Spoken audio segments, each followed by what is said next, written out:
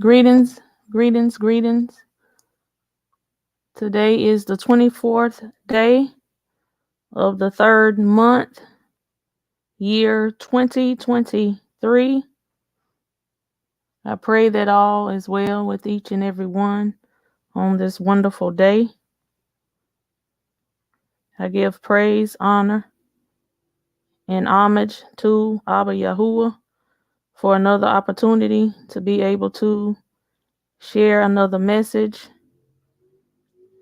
And I pray that all is well with you as well as your family on this day. I give all the praise and honor to Abba Yahuah and to my Mashiach Yahusha for redemption, for keeping me, keeping you, that I'm enclosed in my right mind, use and activity of my limbs and vital organs. I'm most grateful to be alive, not just in the land of the living, but alive spiritually, that the blinders and the scales have been removed. To take us out of some dead places, not just myself, but others as well. To come out of this Catholicism, to come out of darkness, to bring us out of the pit, the miry clay, to be brought from a low place to a high place. I praise the Most High for protection, for his hedge and wall and shield of protection to surround me, to surround others, for clarity and clearness of mind, for greater insight, hindsight, foresight, revelation, and understanding, to know, to see, and understand who he truly is with a different mindset, not a twisted and tainted and perverted picture through indoctrination, through fallacies, through traditions of men. I praise Abba Yahuah. I praise Yahusha. I am just most grateful. I could go on, but I'm grateful.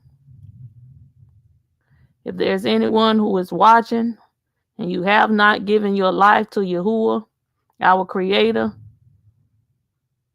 if you have not received the gift of redemption, then I invite you today to accept the Messiah, Yahusha, as your Redeemer. This is why he gave his life, not just for the Hebrew Israelites only, but for the Gentiles as well. Because his word tells us in the book of Romans, the 8th chapter, verse 9, if any man, that's mankind, has not the Ra'uk, the breath of life, you are none of his. You do not belong to him. It is his Ra'uk that causes us to be heirs with the Father, joint heirs with the Son, the Messiah, Yahusha. You must have his Ra'uk on the innermost part of your being.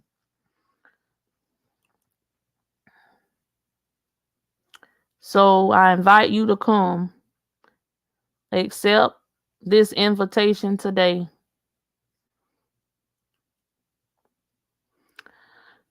Because many still believe, well, I gave my life to the Most High and I'm okay, but many is still walking in the flesh.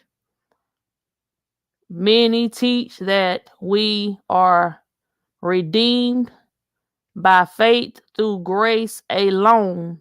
Yes, it is through faith. Yes, it is through belief. Yes, we must receive this Ra'uk, but we still must obey the law. We cannot murder. We cannot steal. We cannot commit adultery. We cannot continue to transgress against the word of the Most High. We cannot be whoremongers. We cannot operate in lasciviousness. We cannot continue to operate in witchcraft and many other things, because his word tells us that it is not the ones who is obeying. He's not going to say, depart from me, you workers who obey the law, who obey the Torah, who obey my instruction.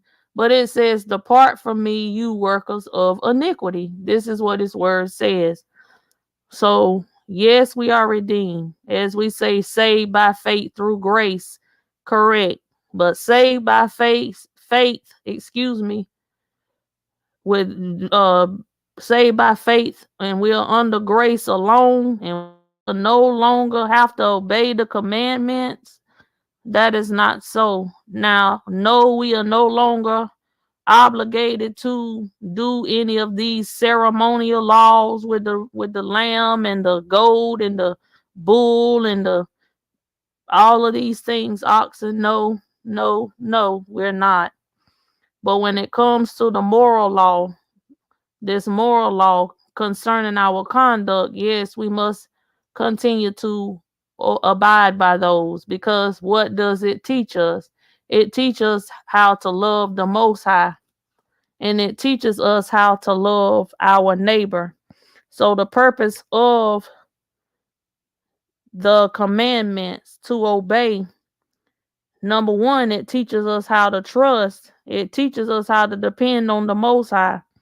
Because sometimes we're going to come into contact with people that's not so pleasant. And we're going to need his help, because he tells us in his word in 1 John 2, verse 4 through 7. He said, those who say, I know him, and keep not his commandments is a liar, and the truth is not in him. But whoso keepeth his word, in him verily is the love. So when you obey, this is how love is in you. The love of who? Yahuah. And it says it's perfected. This is how we become a perfect man. So when people say, oh, you can't be perfect, well, you must not be reading the word. Or are you saying it because you are not obeying? You are not trusting. You are not walking in faith. This is a faith walk, not in ourselves, but in Yahuah, Yahusha. Hereby know that we are in him, and he that saith he abideth in him ought himself also to walk, which means to live, even as he, talking about our Mashiach, walked. So he lived it, so we must live it. Yahusha was our example. He is our shepherd. We are the sheep, so we are supposed to follow by his example. So this is the purpose of these instructions. This is what his word tells us. And he tells us if we love him, Euchanan, which is John, also chapter 14, verse 15. He said, if you love me, keep my commandments. And when we read the book of Revelation, chapter 22, verse 14 through 15, these are the ones that's going to enter into his peace. These are the ones that's going to partake in the tree of life, that's going to enter into his rest and his sheepfold. It said those who obey. But verse 15 tells us those who don't, they are dogs. And it lists a number of different types of crimes against the law when we do not abide. So anybody that's saying, greetings each and every one, thank you for joining, that we do not have to obey, that's false. This is why there's so much lawlessness taking place. This is why the end time discourse in Matthew says that in the last days, it plainly tells us that lawlessness, this is the cause of lawlessness. It says that there is going to be an iniquity, and it's going to increase, and the love of many should wax cold. That wax there means to grow cold. That's the gospel of Yahuah that we know as Matthew chapter 24, verse 12. This is why. Because many is breaking the law. We're not abiding. Many say, well, you just repent and say, forgive me, and then the Father forgive you, and then poof, it's all right, and you just keep doing what you're doing. But many is setting themselves up for failure when you believe this, because that is false teaching. But I'm going to talk about this dance that the Most High gave me the earlier part of the week. But I wanted to address the tribe, the nation of Yasharel. I wanted to address the tribes because this revival that the Most High is talking about began in 2008. The year of 2008, he began to wake up not just the 12 alone, but as well as some of the Gentiles. Some of the Gentiles is waking up as well. So it's not just limited to the 12. But I speak directly now to the 12. In particular, those who are connected to the tribe of Yahudah, also known as African American, Native American, that is here in the modern day Babylon or Egypt, the house of bondage, United States of America. Because many of our people is still blind, and many of our people refuse to wake up. Some people have the knowledge that, okay, yeah, we are the true chosen people of the word, but many is continuing to linger. Many have not accepted the Messiah completely. You have not given yourself completely to him to receive the redemption plan of salvation. And time is passing by day. It's continuing to pass. And it's time to come out of these dead places. And it's time to make your election sure. It's time to put your trust in the Father. Because many people give themselves, and they'll try a little bit of this over here, and they'll try this lifestyle, they'll try this hairstyle, they'll try this clothing style, they'll try this fad, they'll move to this state, they'll move to that state, they'll move to another country. We'll do all type of different things that we'll try. But many people refuse and are afraid to try to come to your Creator, the one who created you, the one who made you, the one who loves you, the one who knows you better than anybody else, including yourself. And it's time to come aside and shake yourself loose, because we are in the fifth seal and so much is taking place. I don't know how much time we have, because we only have 2 more seals yet left.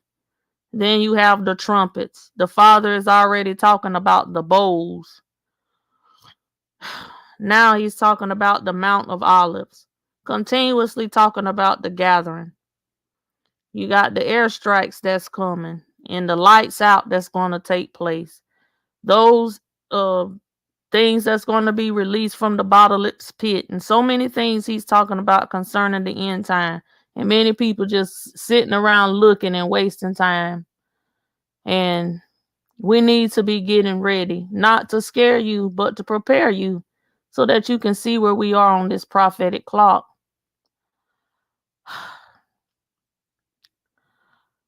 Because this is why he is waking us up. We need to know who we are, because he's going to restore his covenant. There is a particular covenant. Yes, he's going to gather the Hebrews as well as the Gentiles. But there is certain things that has been promised to us. Some is in the 66 books. Some is in the left out books. There is other things that's been hidden and tucked away that we don't know, and some things that have not been revealed.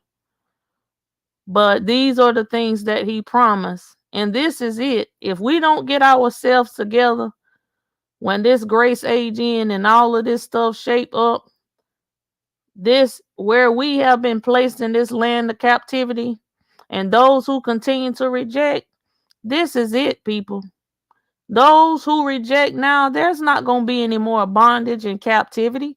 People is going to spend all of eternity in the lake of fire if people don't get themselves together and get their mind right. But I'm going to read here from 2 Corinthians chapter 13. I'm going to read the GW translation. And this is Apostle Paul, or Apostle Shaul, his Hebrew name, that he's talking to the gathering, the assembly of the people here in Corinth. Because when you read the first book, they were not operating in unity. They were not on one accord. They were doing great things, but they wasn't organized. They wasn't organized. You had a lot of people trying to prophesy at the same time. Everybody had a song at the same time. Everybody was trying to do something, but there was no organization that was taking place. So he was putting things in order. But he wrote them in 2 Corinthians again to check up on them to make sure that you are continuing in what I taught you. And so he says, this is the third time that I'll be visiting you. Every accusation must be verified by 2 or 3 witnesses. So anytime somebody has an accusation, it must be verified by 2 or 3 witnesses. And I already warned you when I was with you the second time. And even though I am not there now, I'm warning you again. When I visit you again, I won't spare you. That goes for all those who formerly led crimes-filled lives, as well as for all of the others. So I'm talking to the ones that's continuously breaking the law, that's not going along with the Torah, that's not following instructions. I'm talking to you, but I'm talking to those who are obeying as well. Why? Because this is a reminder to them so that they won't get out of line. Since you won't prove that Yahushua is speaking through me, that's what you'll get. Yahushua isn't weak in dealing with you. Instead, he makes his power felt among you. He was weak when he was crucified, but by Yahuwah's power, he lives. And this is the same power that will cause us to live, not just here on earth, but in all eternity. We must have his spirit, his power, his robe on the inside of us to lead us, to guide us, to order our steps, to direct our path, to teach us and to train us who he is, who we are, so that we can walk in the gifts, the talents, and the abilities, to walk in the call and the election that he gave us, that we can follow the footsteps that he has ordered for us, to direct us in it. This is what we're supposed to do. We are weak with him, but by Elohim's power, we live for you with his help. So he's talking about the leaders. This is the purpose of the leaders, to help you, but not for you to sit by and drink breast milk all your life. It is to get you up on your feet, to tell you what you need to do so you can get up on your feet, stand up on your feet, and begin to run and do what it is he called you to do. We should not have baby steps all of our life, toddler steps all of our life, teenage steps all of our life. We should get to a place of maturity. Examine yourselves. This is where I want to go. Examine yourselves whether you be in the faith. Prove your own selves. This is why you have to take a look in the book. This is why you're supposed to read and study to show thyself approved, because this word is a mirror. Am I matching what Yahushua did? Am I looking like him, or am I looking at the world like the world? This is your mirror. This is what we supposed to do every day, a self-examination. Just like we get ready to go out and we have a full body mirror and we looking in the mirror and we getting dressed and we changing our natural garments. But what about your kingdom garments? How are you looking? Are you raggedy? Are they holy? Are they dirty? Are they tarnished? Are we still operating in the flesh? This is what we're supposed to do. Examine yourself. Like Tupac had the song, only God can judge me. No, you are supposed to judge yourself. First, self-check, self-examination. But when people is out of order and you refuse to take a look in the book and examine yourself, then that's people say, well, hey, so-and-so, that's not right. I thought you said that you was living for the Most High, and that's not right. And I notice you keep doing it. And then people get upset. But if we would examine ourselves, if we would take a listen, if we would know the love and the voice of the Father, he's talking to you and telling you. He told you through your grandfather. He told you through your aunt.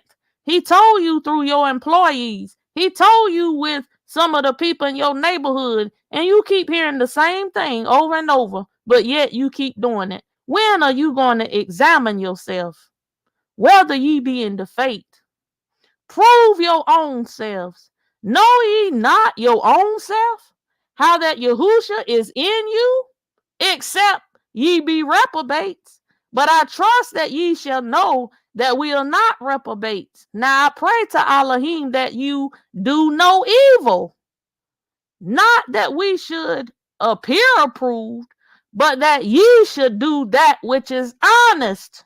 So whether somebody see you or not, we're supposed to walk honestly. We're supposed to walk according to the will and the way of the Father, by the steps he has ordered for us. Though we be as reprobates, for we can do nothing against the truth, but for the truth.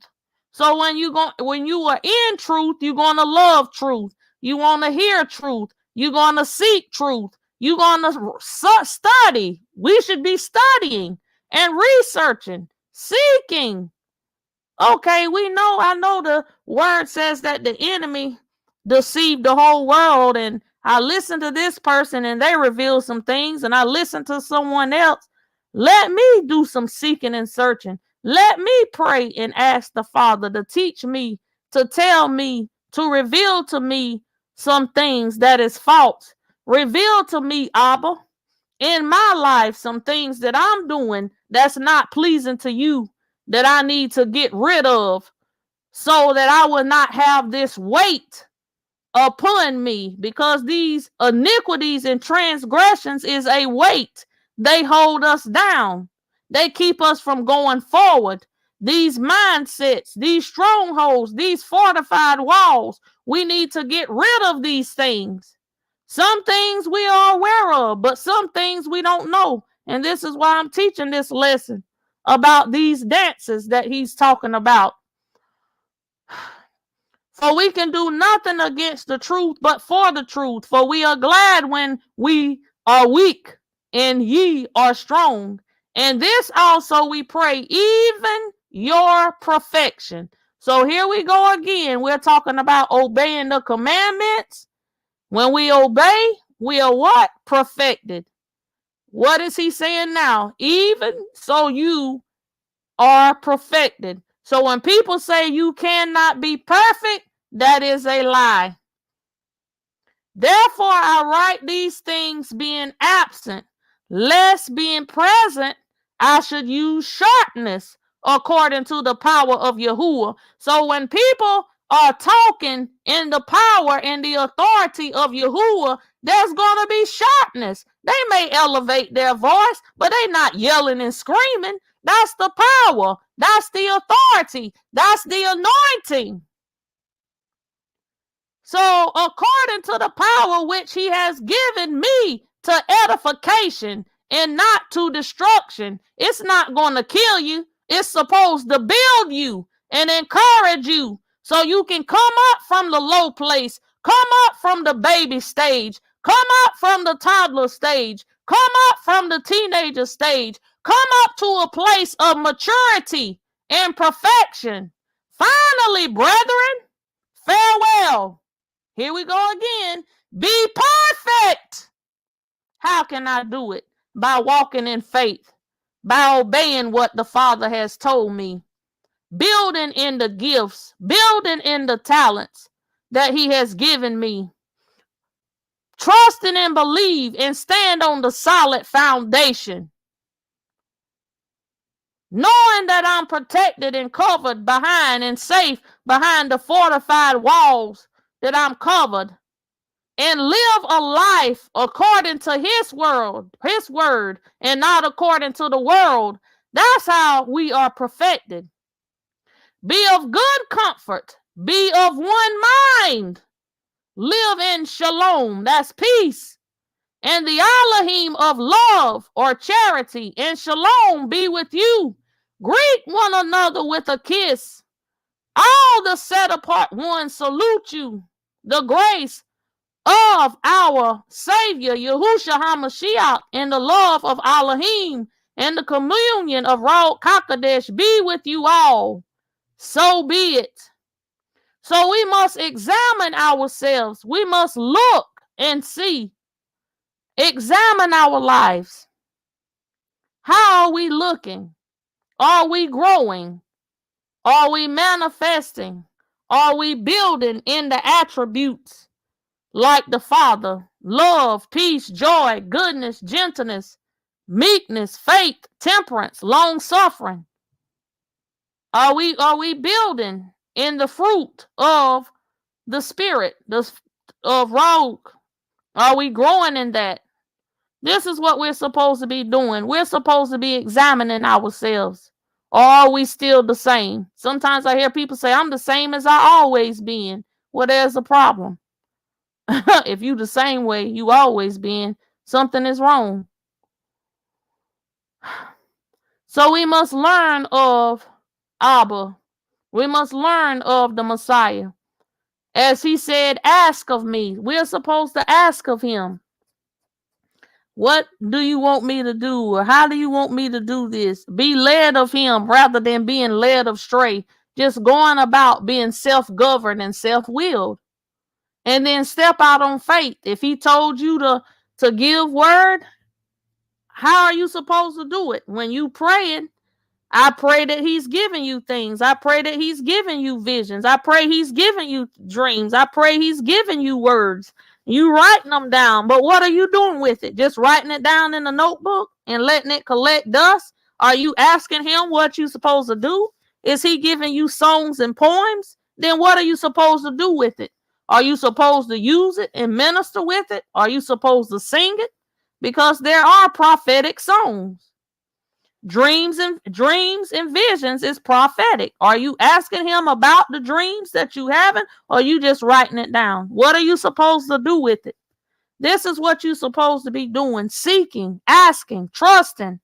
What do you want me to do?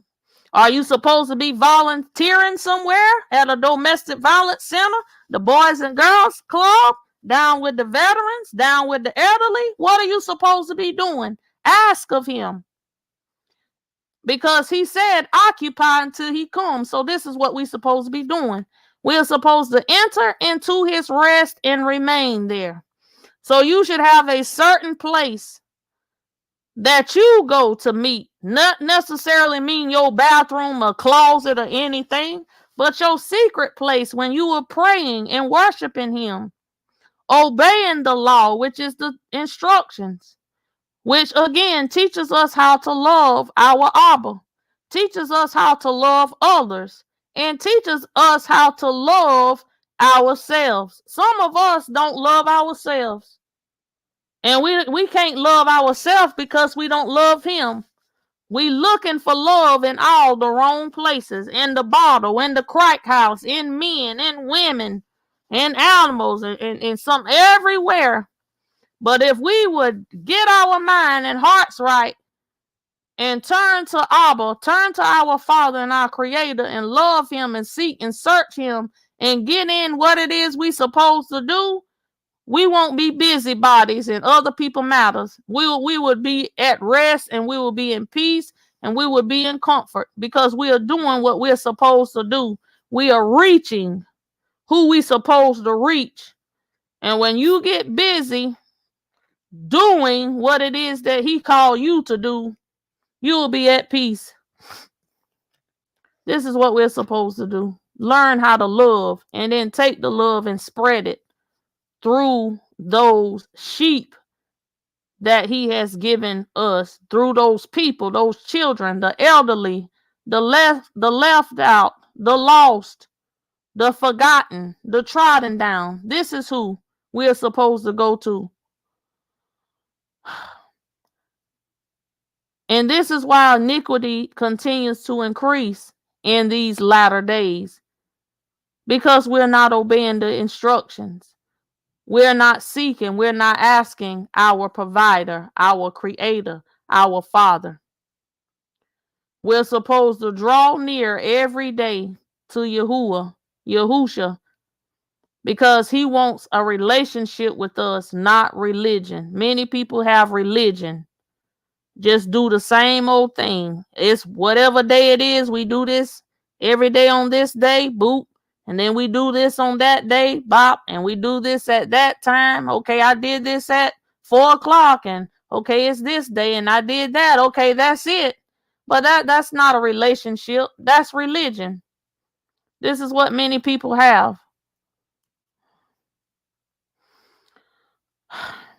And so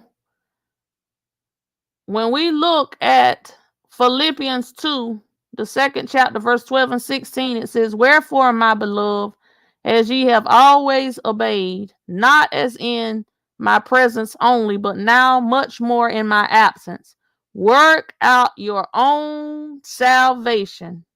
Yeshua. That's Yeshua. Yeshua. Not Yeshua, but Yeshua. With fear and trembling. And for it is Elohim which worketh in you both to will and to do his good pleasure. So we have to work out our own salvation with fear and trembling, not afraid and shaken, but in awe of him, in reverence of him.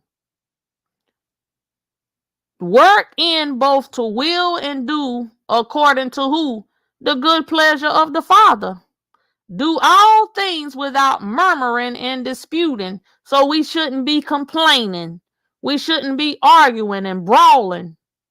That ye may be blameless and harmless, the sons of Elohim without fault, which means rebuke, in the midst of a crooked and perverse nation. Do you not know we are in the midst of a crooked and a perverse nation, among whom ye shine as lights in the world? So though the world is growing dark, his word clearly tells us that we can still be blameless and harmless, that we can shine as light. This is why we must be set apart. This is why we must obey the instructions, the Torah, the law, so that we can walk in love, so that we can be blameless, we can be harmless, we can be perfect. We can be the light that's shining in the midst of darkness. Why? So that we can draw men unto the Father. We can be the light that's shining for the sheep that's lost, so that they can enter into the pasture and enter into his rest. This is the purpose of ministry, not for putting on a show and looking good. It's not about us. It's about the Father. It's about his love. This is why he called us holding forth the word of life, that we may rejoice in the day of Yahushua, that you have not run in vain, neither labored in vain. So our living, our coming, and our going don't need to be in vain. So we need to work out these things with fear and trembling. Work out your own redemption plan. Come and draw nigh to him so that you can be blameless, harmless, perfect in this crooked and perverse nation, to be a light that shines in the world. This is our purpose, because this is what he's talking about: the restoration, the revival, not setting up tents in the land. This is what the Father is doing. Just like Lazarus, who was dead, he brought us back to life, the nations. This is why: to restore us, to let us know who we are. Some people knew who they were. Many of us didn't. I didn't know. This is what the Father was talking about, this partial blindness. To restore sight to the blind, to restore hearing to the deaf, where our mind was out of order due to strongholds, where we've been let down, lied on, mishandled, mistreated, to mend the broken heart, our innermost being. This is the purpose of the revival. This is the reason why he's waking you up. This is why he wants you to know that he has a covenant with his nation, that he has not forgotten us, that we are not lost. We have been scattered throughout the four corners of the earth. This is the purpose of the revival.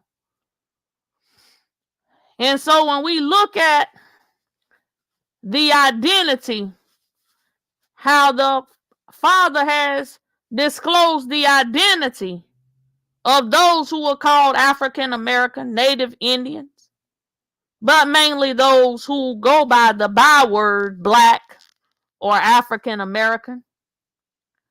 You look at Ancestor.com. I don't know this lady, but I look and I analyze. When they send their DNA, they'll say, well, this lady got 33% Native American, 4% African, 7% Middle Eastern, 4% Italy/Greece, 5% Ireland, 31% Spain and Portugal. That's great. Some people don't have to send DNA in. They know, well, my mother on my mother's side, she is from Spain and Portugal. And on my dad's side, he's Native American and African American. So I'm Spain, Portugal, Native and African descent. That's great.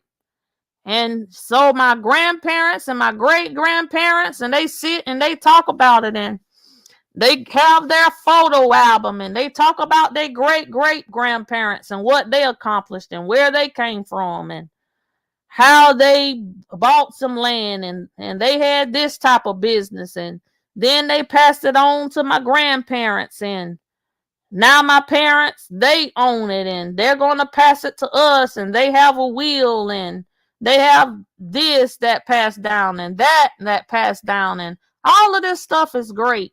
And I listen to different people, male and female, different ethnicity, and they talk about this, and they talk about their past, and they talk about their background. And the majority of the people that I hear that does this is Gentiles. I've never grew up hearing anyone who is called African American that is able to track these things. And why is that? Why can't we track back our great-great-great-grandfather and grandmother, and that they had land and they had property and they had a house and they had a business and all of these great and wonderful things? Why is that?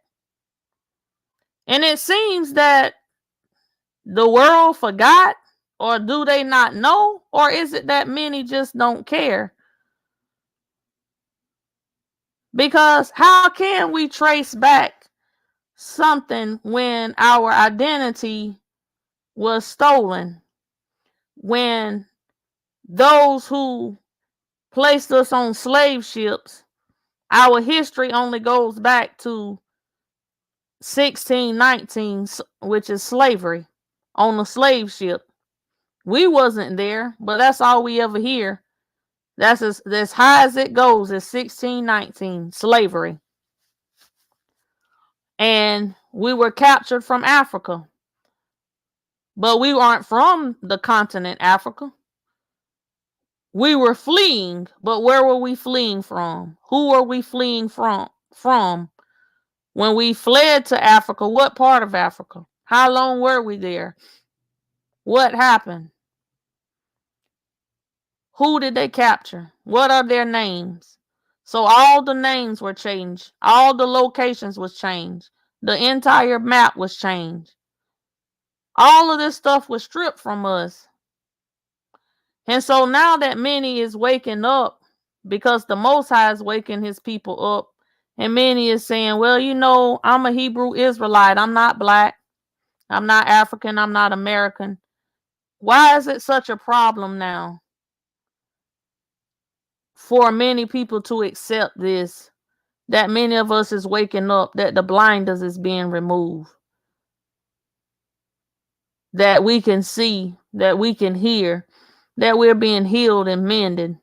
And then many people say, well, salvation is not about color. We're not talking about salvation. We're talking about identity. We realize it's not about color, because many of us, when we gave our life to the Messiah, it was still under the image, that the false image that was given, though I never believed that that was the Messiah, but still. And if color isn't an image, I heard one of the Gentile brothers say, then why did evil change the color? Why did evil change the color? Because that's not the true image of the Messiah. But it's not about color, it's about identity. Because when you look at Apostle Shaul in Philippians, the 3rd chapter, he talks about and he describes himself as a descendant of Yasharel, of the tribe of Benjamin. So he's a descendant of Yasharel, of the tribe of Benjamin. He said he is a Hebrew of the Hebrews. This is what he said. We know that in the Acts of the Apostles, chapter 21, verse 38, Apostle Paul was mistaken as what? Being an Egyptian. According to study, as we was told, Egyptians, especially the pharaohs, were all what? Dark-skinned people, dark-skinned Africans, those with swatty skin.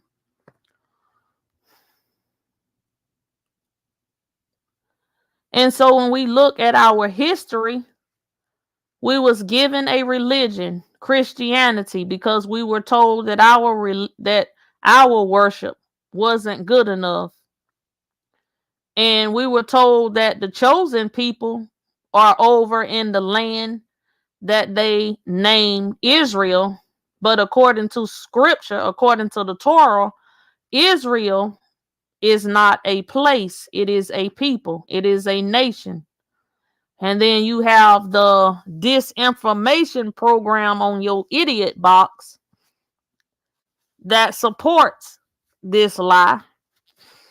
We have the false image of Caesar Borgia painted as the Messiah.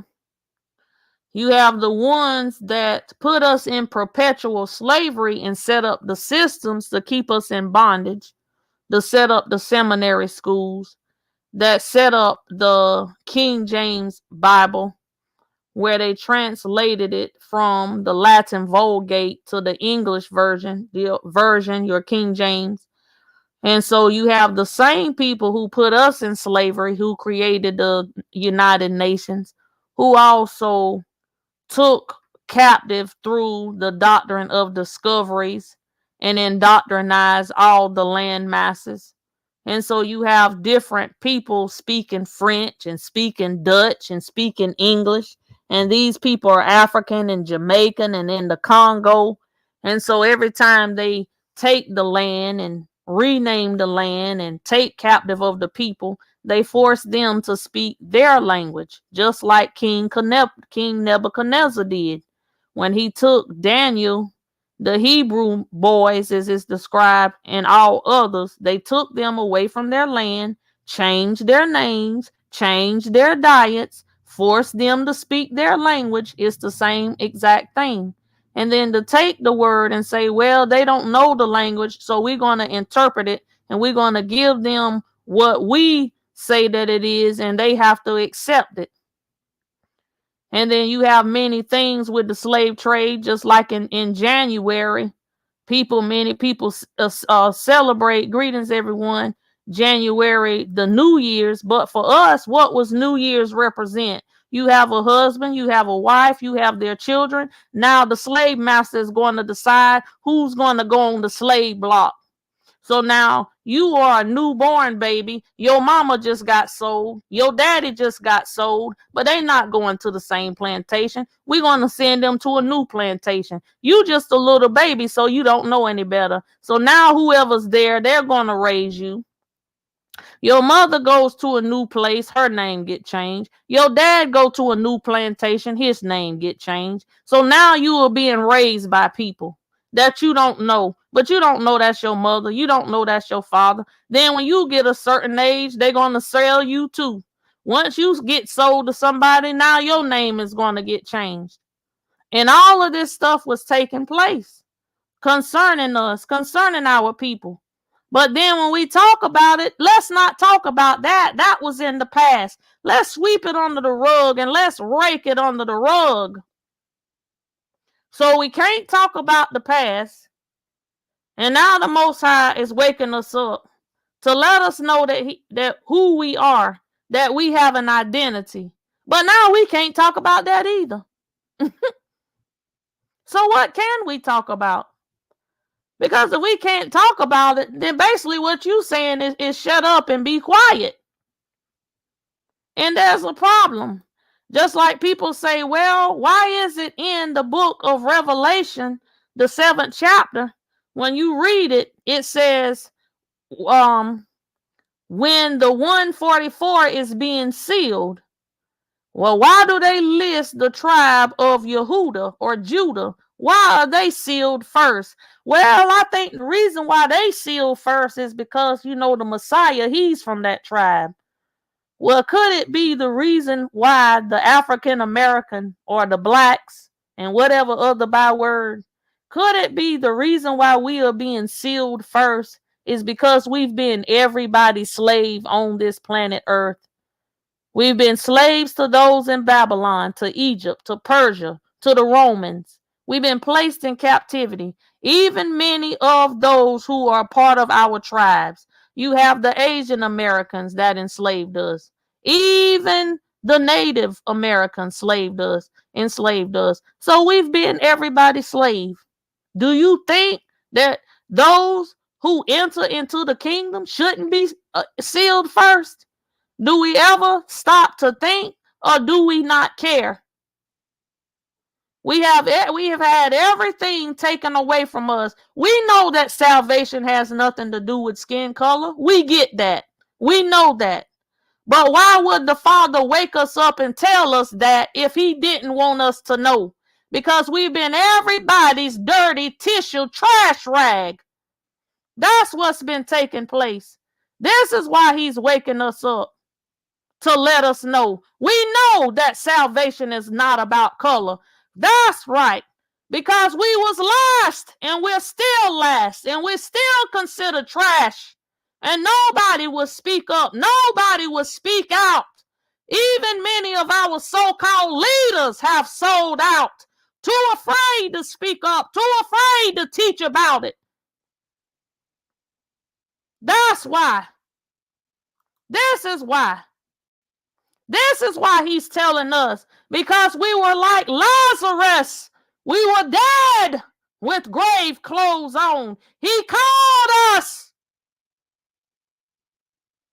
And though he called us and he woke us up, Lazarus was coming forth, and he sent somebody and told them to loose him from the bands. So he was hopping along, still looking, still seeking. Should I call him Jesus or should I call him Yahuah? I don't know what to call you. Is this you talking? I heard this person say it. I don't want to be wrong because I've been wrong for so long and I want to do right. And we crying and we fasting and we praying and we weeping and we seeking and we looking. His word says that he would restore our sight in the land of captivity. He said so we would know who we are. Many know who they are. We didn't know who we are because of the blindness, because of the limited knowledge, the limited understanding. All of these things that's been hidden, that's been pulled a rug over our eyes, that's been concealed, that's been blotted out, that's been hidden and tucked away. So we can't trace and find out, know who our great-great-grandfather is, and I'm Portugal and Spain, and on this side I'm that and I'm this. We don't have anything to track back to except to the Messiah, except to know that we are of Yehudah, except to know that we come from the same tribe as the Messiah. Other than that, everything is lost. It's done away with. So why is there no compassion? Why doesn't anybody care? Why is people making it about color? It's not about color. It's about covenant. We realize that.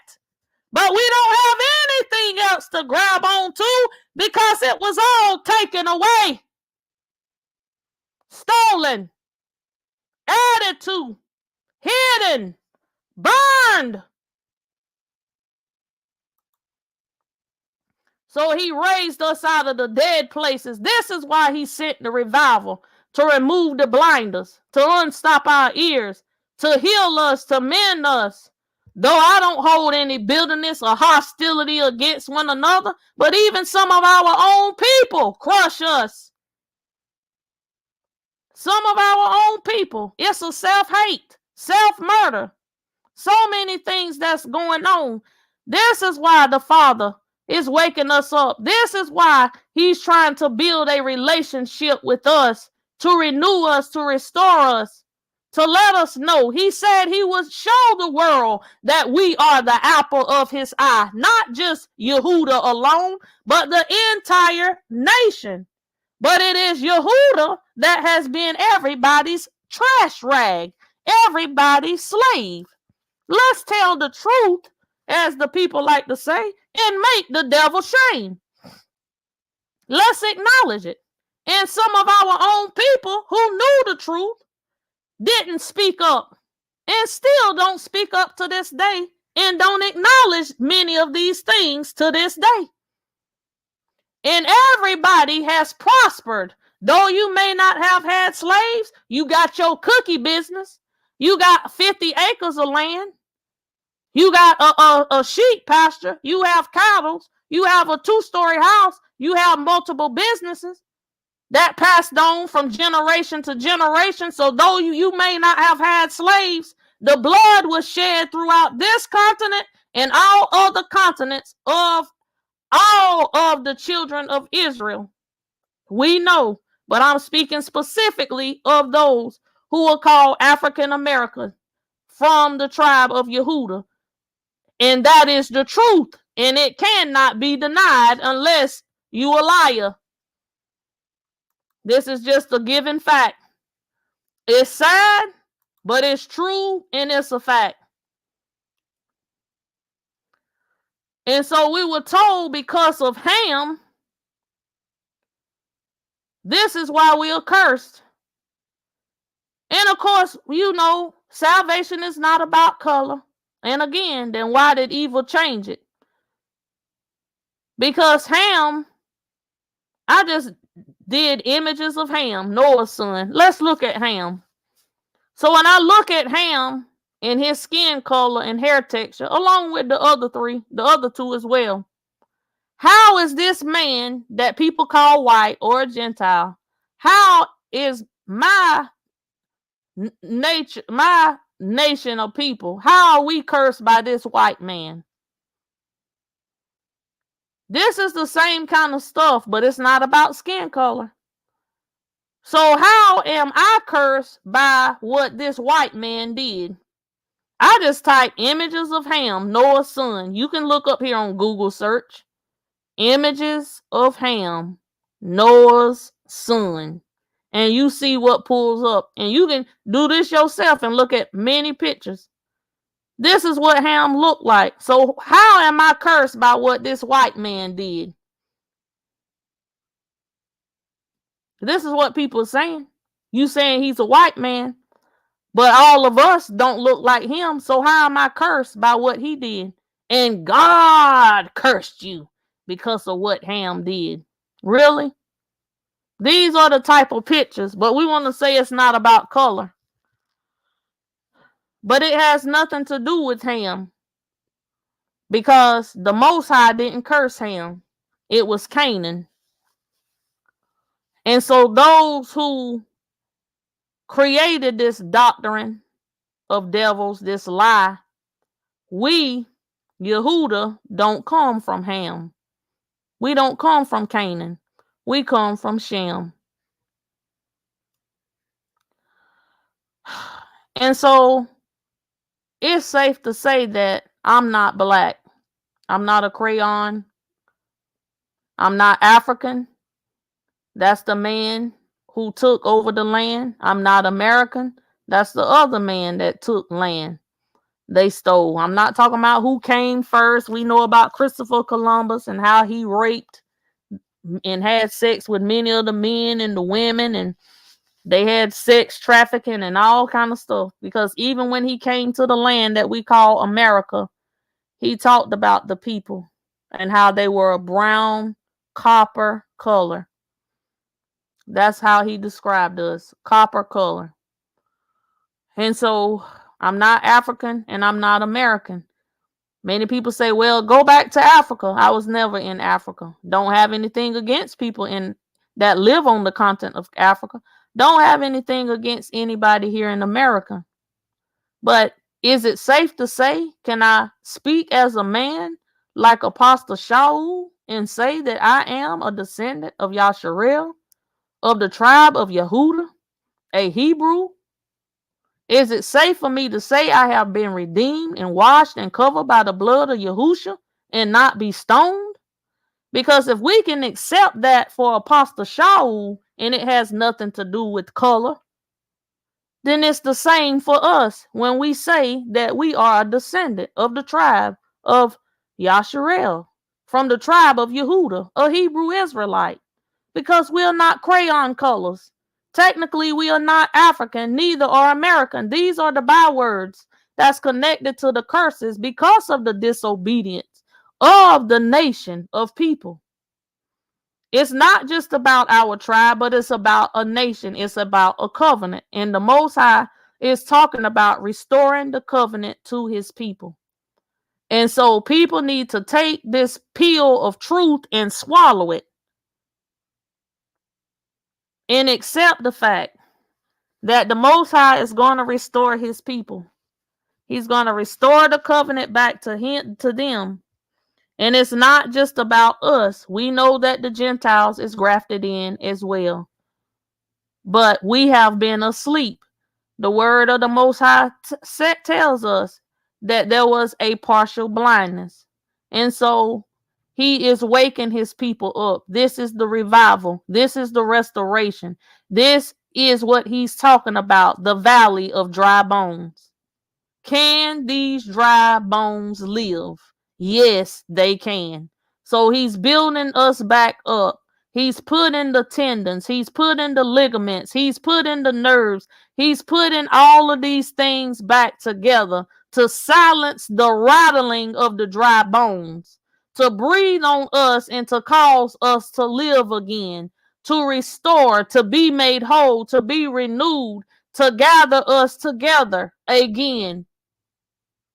Like Humpty Dumpty, where we were broken the outcast of society throughout all the land to show people that we are not lost. We just been scattered.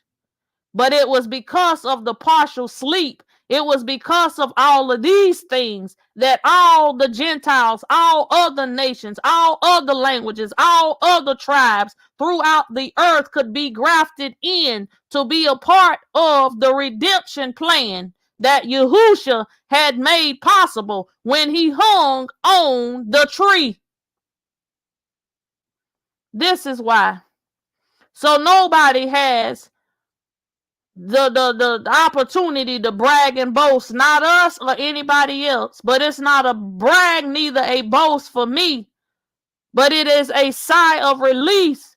It is praise and it is worship to know that we belong somewhere, that we can finally trace our life and our past back to somewhere, because everything was taken and stolen. It's amazing how they talking about they got the DNA of Beethoven, his hair, and we got Beethoven, and we can we got all these monuments, and how we digging up bones over here of the Pharaoh in Egypt, and we got these bones, and we got DNA over here, and we got DNA over there. But how come we not releasing any documents? All this stuff we got stored away in storage in lock and key, and we talking about we finding this and we finding that. But how come we not finding any documents to tell us the breakdown of who was on these slave ships, what tribes we came from, what part of Africa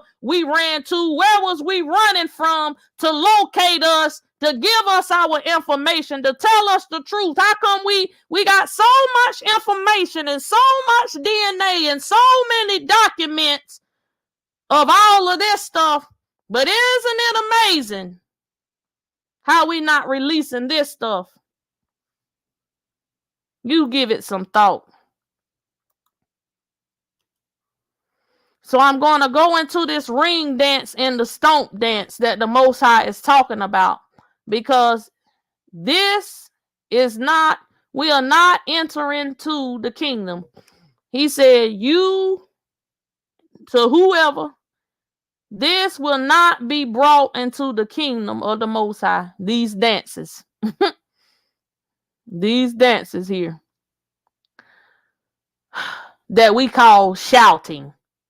Oh, child, we had a good time down at the service. Oh, yeah, child, we were shouting all night long. Where does this originate from? Do you know? Well, we're going to talk about it today.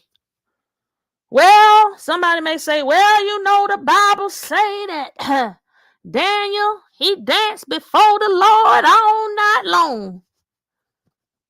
2 Samuel 6, chapter 6, 14 through 16. It tells us that David danced before Yahuah with all his might. And it talks about how they had the Ark of the Covenant and they were shouting. This has nothing to do with their feet. This is them lifting up their voices. And with the sound of the trump, and how the Ark of Yahuah was with them. And David began to leap and dance before Yahuah. So it says that he danced before Yahuah. They had a shout, meaning they were rejoicing. They had trumpets going. And it said he was leaping and dancing. The word does say that. But here's the $1 trillion question. What kind of dance was David doing? Do you know? I don't. But it's not what we call shouting. I taught Amos the 5th chapter, and well, the whole book in 2021, but I'm only going to go to the 5th chapter. So we know whatever David was doing, it was accepted unto the Most High. But it is not what we call shouting or praise dancing. So when we look at the book of Amos, the Most High is giving some woes concerning their assemblies, concerning their worship. Woe unto you that desire the day of Yahuah. To what end is it for you? The day of Yahuah is darkness and not light. This is this judgment. As if a man did flee from a lion and a bear met him. So you escaped the lion, but then you was met by a bear. And then you went into the house and leaned on the wall. Whew, man, I escaped the lion and the bear. Oh, man, I made it. And then a serpent bit him. Shall not the day of Yahuah be darkness? So you think you escaped the lion, then you came up on the bear, you escaped him, but you finally made it in the house and bam, the serpent got you. This is what he's saying. It's going to be a day of darkness and not light, even very dark and no brightness in it. This is why we need to obey the commandments, the law.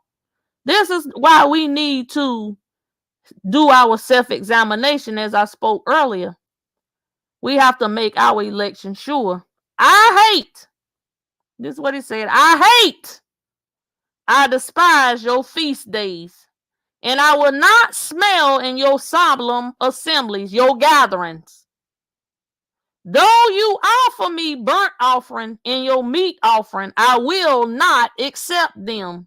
Neither will I regard your peace offering of your fat beast. Take thou away from me the noise of your songs. He said, woe unto you. I won't accept your songs. So we child, we singing and praising and oh, bless your name. And we going on. He said, get it away from me. For I will not hear the melody of your violins. That's your instruments. But let judgment run down as waters and righteousness as a mighty stream. Have you offered unto me sacrifices and offering in the wilderness for 40 years, O house of Yasharel? But ye have borne the tabernacle of your gods. You see them here, Moloch and Chium, your images. So you got all this music going. You got all this singing going. You offering this offering and that sacrifice and this conference and this praise and this dance and this worship. And you doing all of this stuff, but you bowing down to these deities, your images, the star of your deities, which you made yourself. So who you serving, you made it.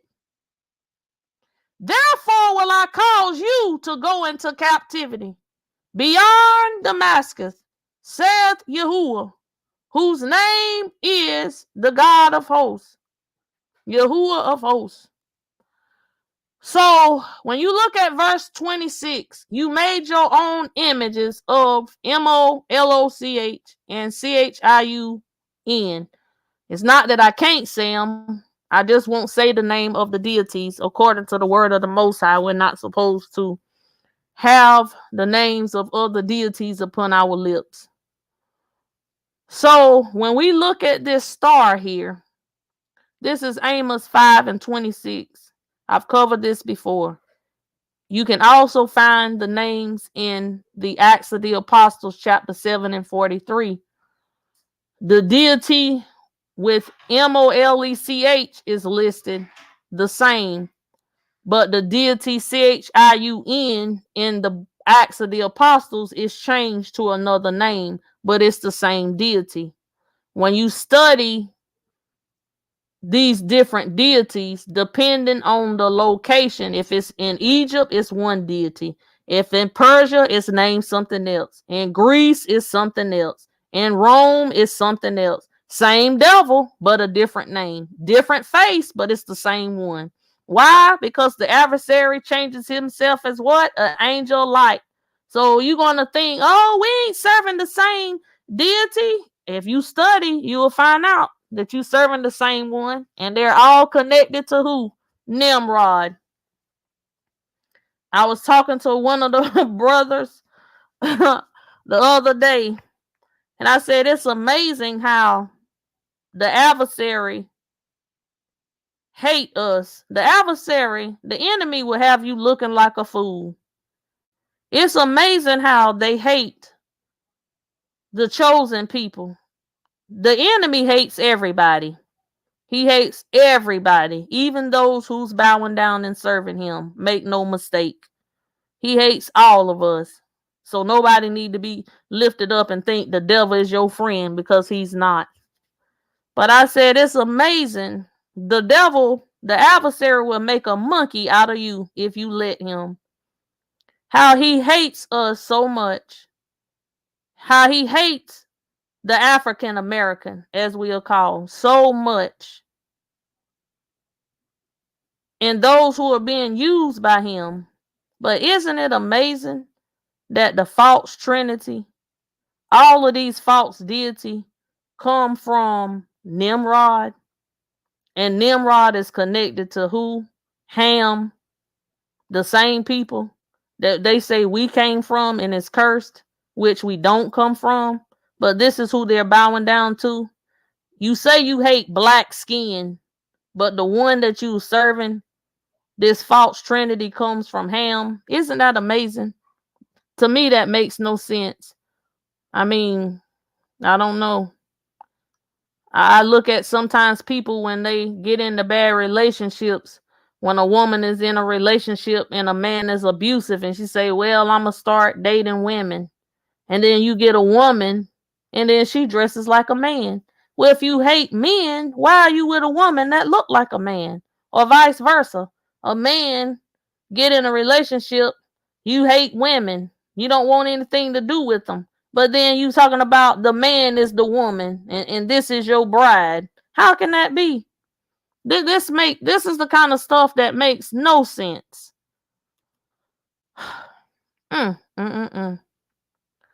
So what we have here, when you look on the left, this particular flag, this is what the Father is talking about. He detests this.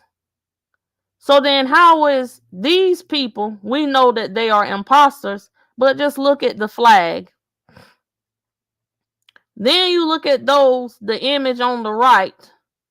This is the same image that's on the back of your dollar bill. The same star.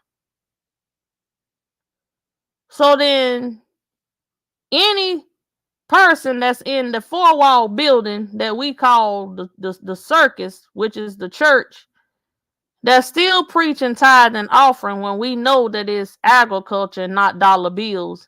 And people that still sowing seed and still talking about there isn't anything wrong with giving a free will offering. Nothing wrong with that. But anybody in this hour that's still talking about tithing and first fruit is dollar bills and all of this, this is what's happening today.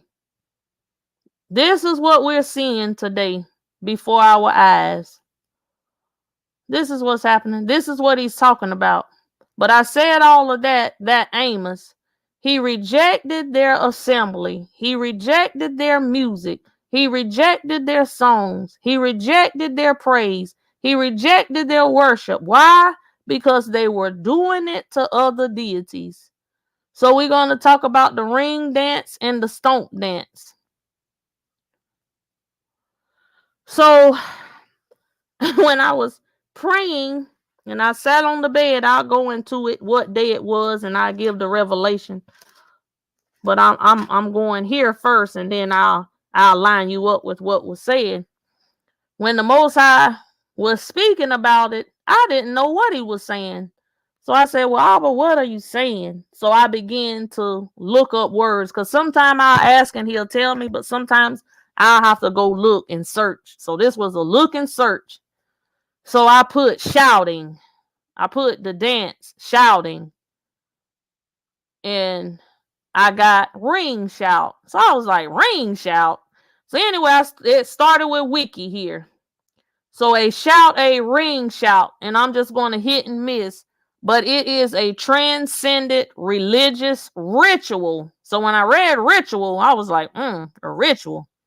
And this was first practiced by the African slaves, our ancestors. in the West Indies, and in the United States. And the worshipers were moving a circle, shuffling and stomping their feet and clapping their hands. Now, when these things began, this is how it began. But I'm going to lead up how this stuff begins to transform. The ring shout was Christianized and practiced in some black churches into the 20th century. So though it started with the captivity, through this Christian religion, it began to transition and transform. We in what century? We not in the 20th. We what? 21st? So it continued to be practiced all the way up into the 20th century. And as far as I know, it's still being practiced. It continues to present day among the Gullah people in the Sea Islands, the singing, the praying bands associated with many African American United Methodist congregations in Maryland, Delaware, etc., etc. A more modern form, known still as a shout, is practiced in many black churches and non-black Pentecostal churches to present day. So the original name is ring shout. So those that say, oh child, we was shouting and we was dancing, and some people don't shout. As I said, I didn't have a shout. But when others would shout, we was always told to clap your hands and, do all of those things, and I did. Didn't understand everything. I've actually praised the Most High with a dance, but it wasn't to the beat of the music. It was because, and as I always said, I can count on one hand how many times that happened. And it was during a time where prophetic revelation was given unto me concerning some things that happened, but it was the anointing, the presence of the Most High that was upon me that caused me to move, to cry out, to mourn, to weep. And so it wasn't because of the beating of a drum or the sound of a music like some people do. So shouting often took place during or after a Christian prayer, a meeting, or worship service. Men and women moved in a circle in a counterclockwise direction, shuffling feet, clapping their hands, spontaneously singing, praying aloud. And it talks about Jamaican and Trinidad and the Sea Islands, Georgia, South Carolina. Shouters form circles outside, many around church buildings in itself. So these were a lot of things that they were doing. In the 20th century, some African American churchgoers in the United States performed shouts by forming a circle around the pulpit in the space in front of the altar, or around all of these different places. Some was inside the building, some was outside the building. Some things they did in the forest. Ring shout sometimes was held for the dead. The custom was practiced by traditional bands and carnivals, many different places listed here, even in New Orleans. So it was also connected to the dead. So when I did this study, this is the image of what the ring shout looks like. The four directions. And in the kingdom of darkness, this has a negative spiritual meaning. And I'll go into that. It could be, I'll go into it. I won't go now. But it is a sacred dance performed to become possessed by the H spirit or ancestral spirit. So does this sound like anything that is of the Most High? It doesn't to me. And this is also called a cosmogram. So I went to different places because I said, okay. So I took the image, did a snapshot, did a search on it. This is one website. I'm going to several websites. So the other one calls it the Congo Cosmo. This one calls it this name, Congo. Trying not to say some of these names because I don't know.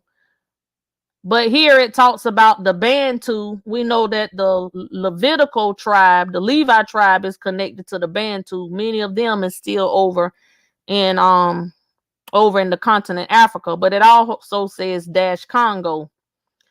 So it talks about this particular Congo kingdom, and this cosmogram speaks of various practices and beliefs that is common through African culture and philosophy. So when I looked at the word philosophy, it bothered me simply because the Most High tells us what about in Colossians, the 2nd chapter, the 8th verse, about what? These philosophies, these traditions of men.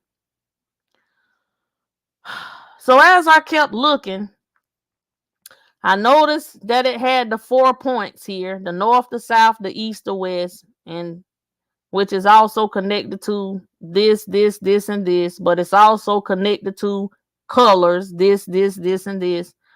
So I kept looking and kept reading. So this has to do with the cycles in nature,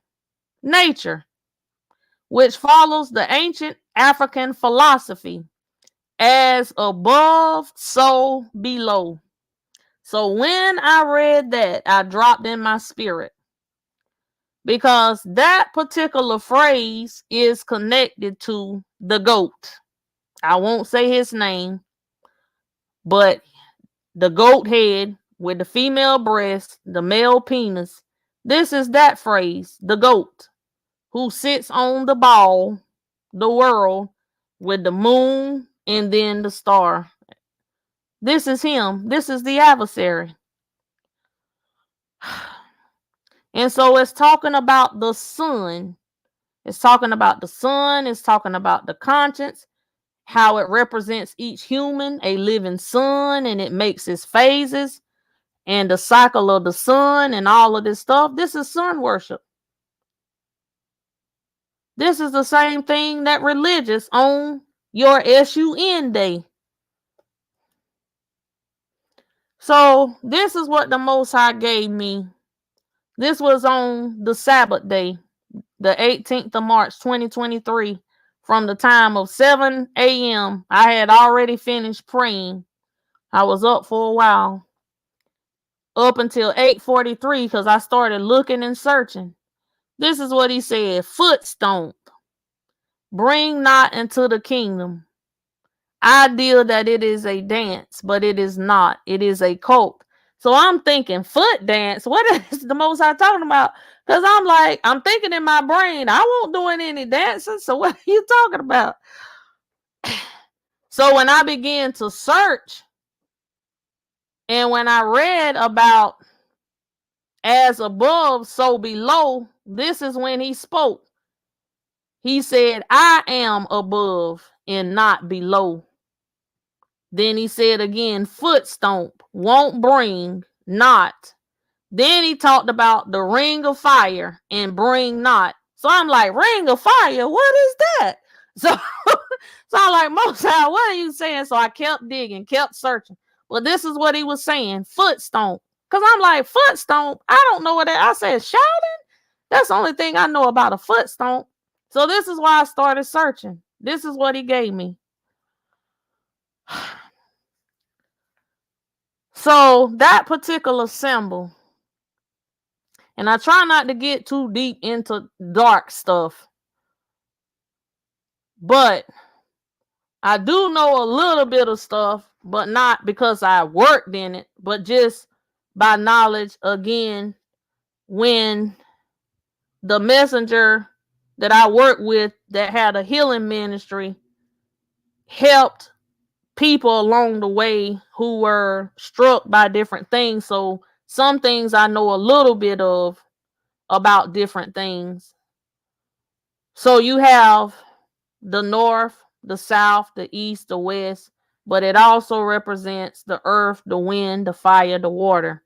It also represents the colors: black, white, gray, and yellow.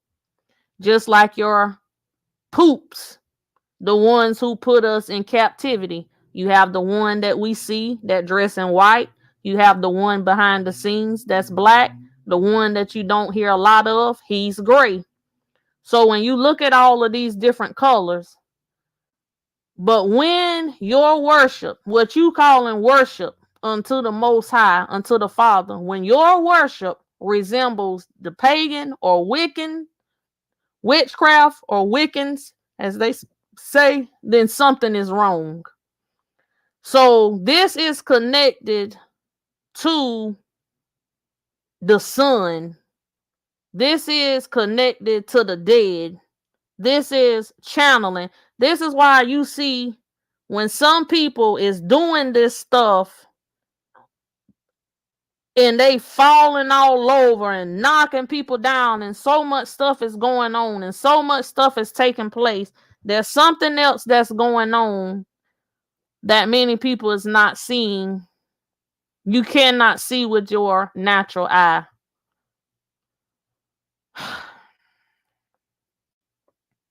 And so I kept digging a little further. So I have this article here. And this is the title.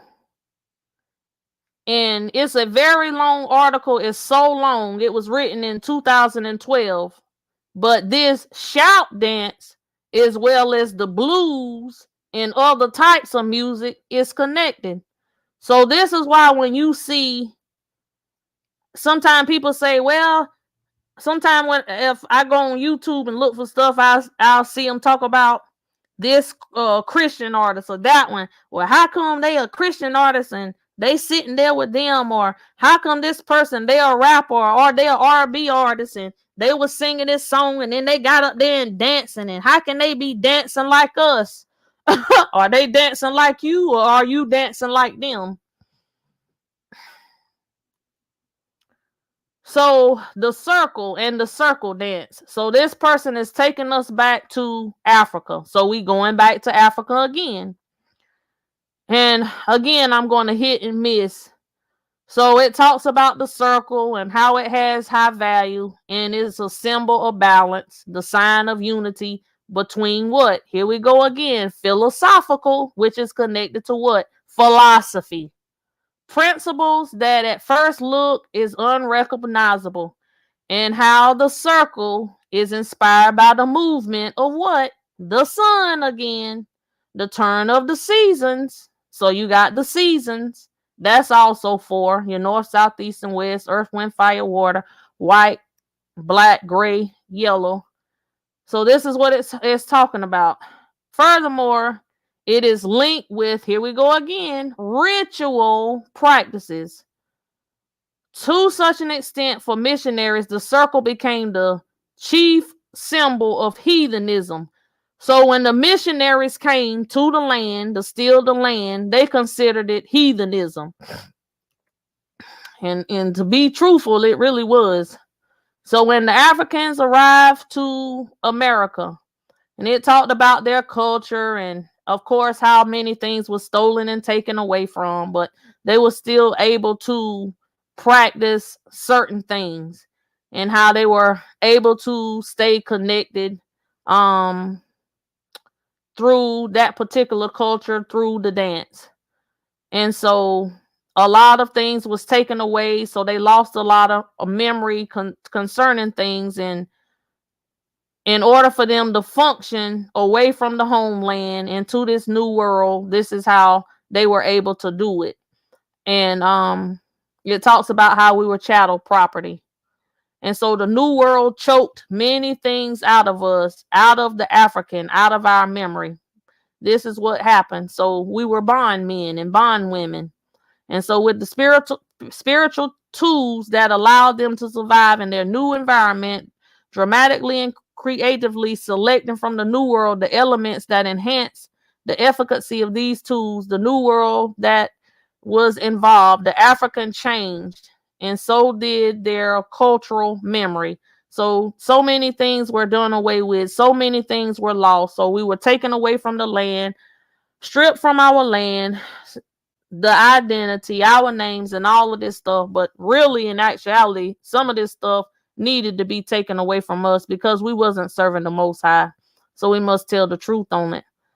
And but this is why the Most High is speaking against this, because this is not much of this stuff that is being done, that we have been taught. We cannot remain in these ways, these mindsets, and these traditions. And so the Black cultural memory would be kept alive only in an oral tradition, through storytelling, through music and dance. The slaves, reading and writing was forbidden in areas. I talked about this before.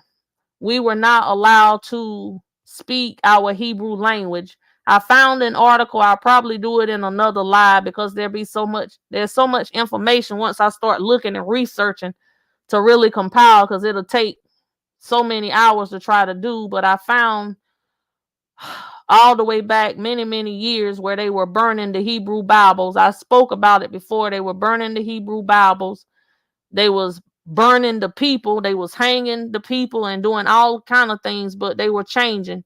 They did not want us to speak our Hebrew language. They did not want us to be gathered together, because when we were, they thought that we were plotting against them, to rise up against them. Because why? They was putting us in slavery.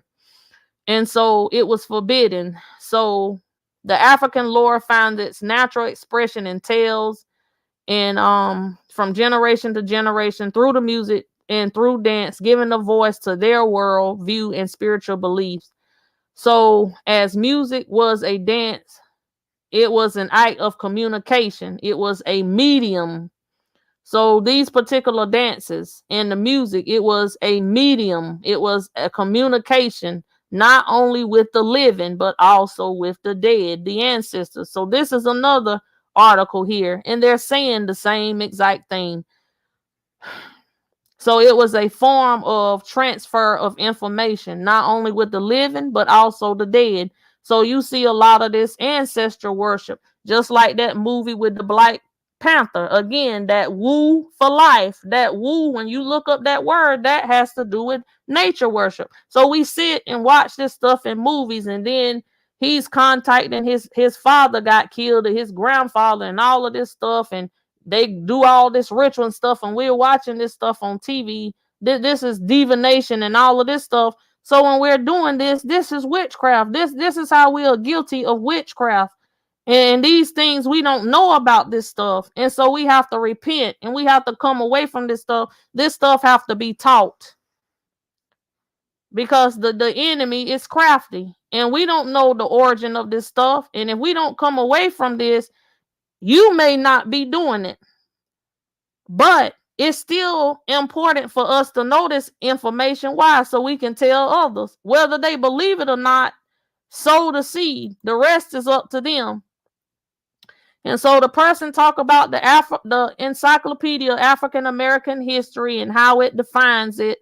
The participants is in a counterclockwise circle. They're lifting their feet and from the floor, their knees is bent, they're leaning slightly forward from the hip and making movements, expressions.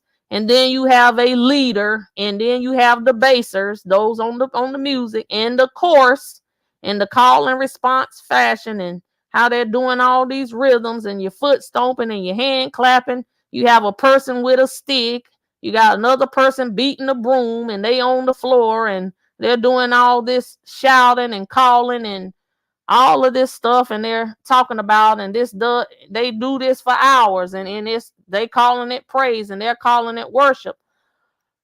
But it talks about this circle and the spiritual possession that symbolize a reality defined with the deities and the ancestors, this cosmological wholeness of space and time. And it goes into this stuff. They talk about how Europeans have what is called the lion dance. And a line dance does not allow the kind of mediation between the individual and the spiritual forces, like as in the African culture. This is what it's saying. And so it continues to talk about the circle and the movements and those that's participating. And it's the same way in the concerts, just the same way with these different types of gatherings where a person may have got shot by the police or whatever. We know that that's not right, and we know about the injustices and all of this stuff. But if these people got these programs and you getting out there and this person dead and they talking about say this person name and say that person name, and everybody out there pumping your fist and you saying the same thing, you are chanting. People don't realize this. You are chanting. Why are you calling that person name? That person is dead. So you doing the same thing. Okay, Johnny Mac died. Say his name, and then everybody, Johnny Mac, Johnny Mac, Johnny Mac, you are chanting. That is witchcraft. That person is dead. All of this stuff that we don't know anything about, that we need to come away from this stuff. We cannot do these things. It is wrong. And when we have people that is confessing to be leaders and they're not called of the Most High, and then you have others that fell away, they're not going to teach this. He's not going to give them that because they are like King Saul. They left. Continuous rebellion. And if he is speaking to them, many is not teaching this stuff. They're not teaching it. They're not telling. And this is why we need to study. This is why we need the spirit of the Most High. This is why we need his spirit, Ruach HaKodesh, in us to teach us. His word said he will teach us all things. Excuse me for burping. To teach us all things. This is why he teaches us. So we'll know. Though we may not be guilty of it, somebody else may be doing it, but they need to know this. We have to come out of this stuff. And so this ring shout became an instrument for the Africans to show their imagination, adapting into their cultural memory, their customs, and their practices to a changed environment. This is what they're saying. And so the new environment was, of course, the first place, the one created by being forced to work as chattel property on the plantation. And so the African bodies were enslaved. Secondly, especially the end of the 18th century on, the process of the conversion to Christianity took off, and supported by an increasing conviction in the mind of the slave owner, the conveying of the Christian concept to the bondmen, they could be beneficial to the docility of the labor force. So they were made docile to the labor force. So it was the start of mingling the shout dance with the Christian themes and motifs. So this is what they did. They took this African dance, and since they were forced, they were chattel property, and Christianity was forced on them, the religion. So this is not our religion. This was forced on us by those who enslaved us, just like King Nebuchadnezzar. He changed their name, took them from their land, changed their name, changed their diet, and wanted to force their values, their beliefs, their customs. So they incorporated this dance in Christianity, what you see today. And so this third feature was the strong emotional commitment. Emotional commitment. And it, again, here we go with the word spiritual possession. And this dimension still prevails in the African culture memory. Religion is not something that comes from a book. This is what the person said. If you haven't felt it, you ain't got it. And so it talks about this conversion. And it says Protestant denominations which emphasized emotionalism found easier access to the spiritual world of the bondman than other sects, which held more instrumental mechanical approach to Christianizing. So the ring shout was a vehicle which the slave brought their ideology to America, the place of their captivity. So the irony grows stronger when we recall the circle dance was the medium by which Africans allowed their gods, gods, and ancestors to take their spirit to exert extreme power over the dances right under the very eyes of the worldly slave owners. So does this sound like anything that is connected to the Most High, Yahuah? I don't think so. So it says that the dance was a distinction between their everyday life of bondage and their spiritual world. As master, the slave owner was degraded to an external, powerless observer without even realizing it. The true shout takes place on Sundays or on praise nights. All right, y'all, we get ready to have a praise night. Y'all come back for service tonight. I've heard about praise nights through the week. So it took place on Sundays. That's the sun worship day. And on praise nights through the week, either in a praise house or in a cabin with a regular religious meeting was held. A religious meeting which was held. Very likely more than half of the population of the plantation gathered together. The benches was pushed back to the wall. When the formal meeting was over, old young men and women, boys, girls, they was barefooted. They was standing in the middle of the floor and all of these things. And they began to shuffle around and they would be in the ring and they foot would move on the floor in the progression and the jerking and the hitching moping and they're doing all of this shouting and all of this stuff they're talking about. So even after the Civil War and the Emancipation and how many plantations was torn down, it talks about and how things began to shift. And the cultural memory drifted furthermore from the African homeland and the migration in the towns and the city and many of the black cultures and traditions. But no matter with all of these things that was taking place, you had to fight against literacy, which was the essential component to Christianizing. So a lot of times when you will hear in history where they say, oh, they were so dumb, they couldn't even read and write. First of all, we spoke our own language and we had our own way of writing. They forced the language of English, how to speak English and write English. So it wasn't that we was dumb. It wasn't our language. They didn't speak our language. This is why the Bible that they call the Bible or the canon is not properly translated, because you didn't speak our language and didn't ask us and didn't care because we were what? Property. And so all of these things were done.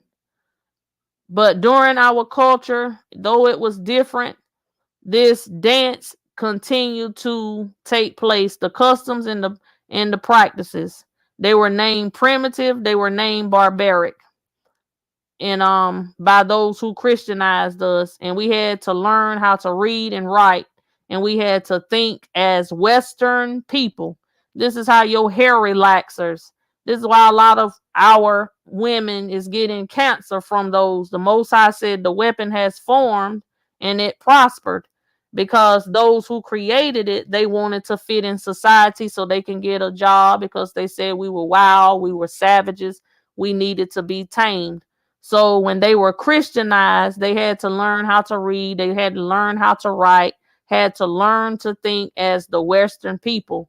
So the magic circle was more and more broken. This is what the person said. The magic circle was more and more broken. This is what Katrina Hazard Donald says. The black urban dance, through keeping formal elements of the ring shout, will incorporate in parallel with culture development, and more it became like a line dance. So sometimes some of these line dances do the shuffle and do this and do that. Some of this stuff is incorporated.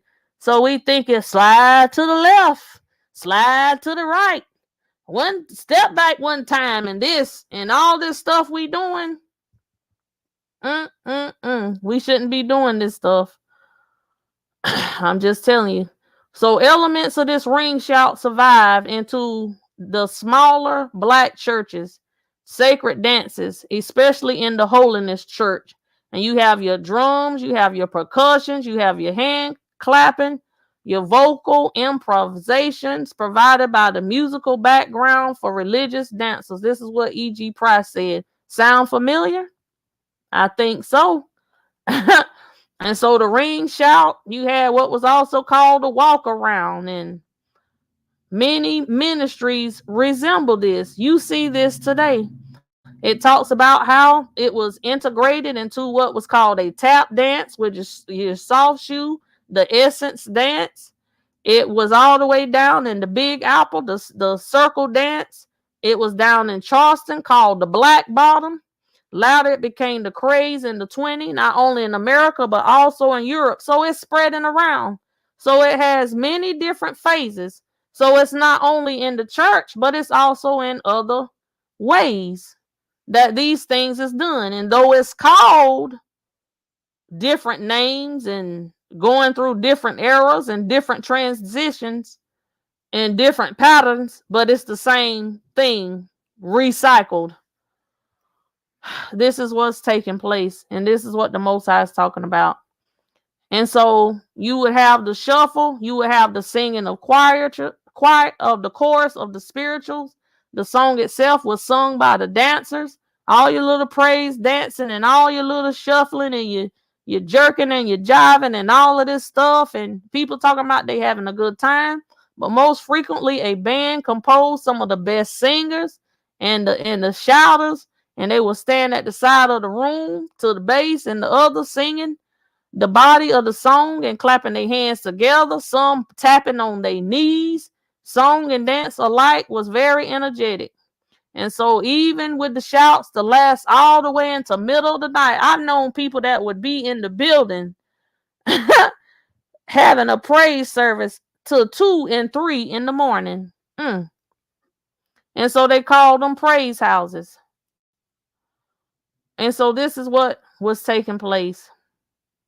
So I pray that people will understand that this is how it has happened. So this ring shout did not disappear from the scene, is what they're saying. It just revamped. And it continues to exist in different social contexts where black churches replaced the former praise house. So now you have what is called black churches, but it replaced what they called as praise houses and were juke houses. And I'm not sure if people ever heard of juke joints. But so when you see people who we see as called in a secular context, but then you see people that's in a place that is called a church, and you looking and saying like, okay, well, how come they dancing the same way? Because it's the same exact thing. It's just revamped and we don't know it. So this is where this stuff originated from.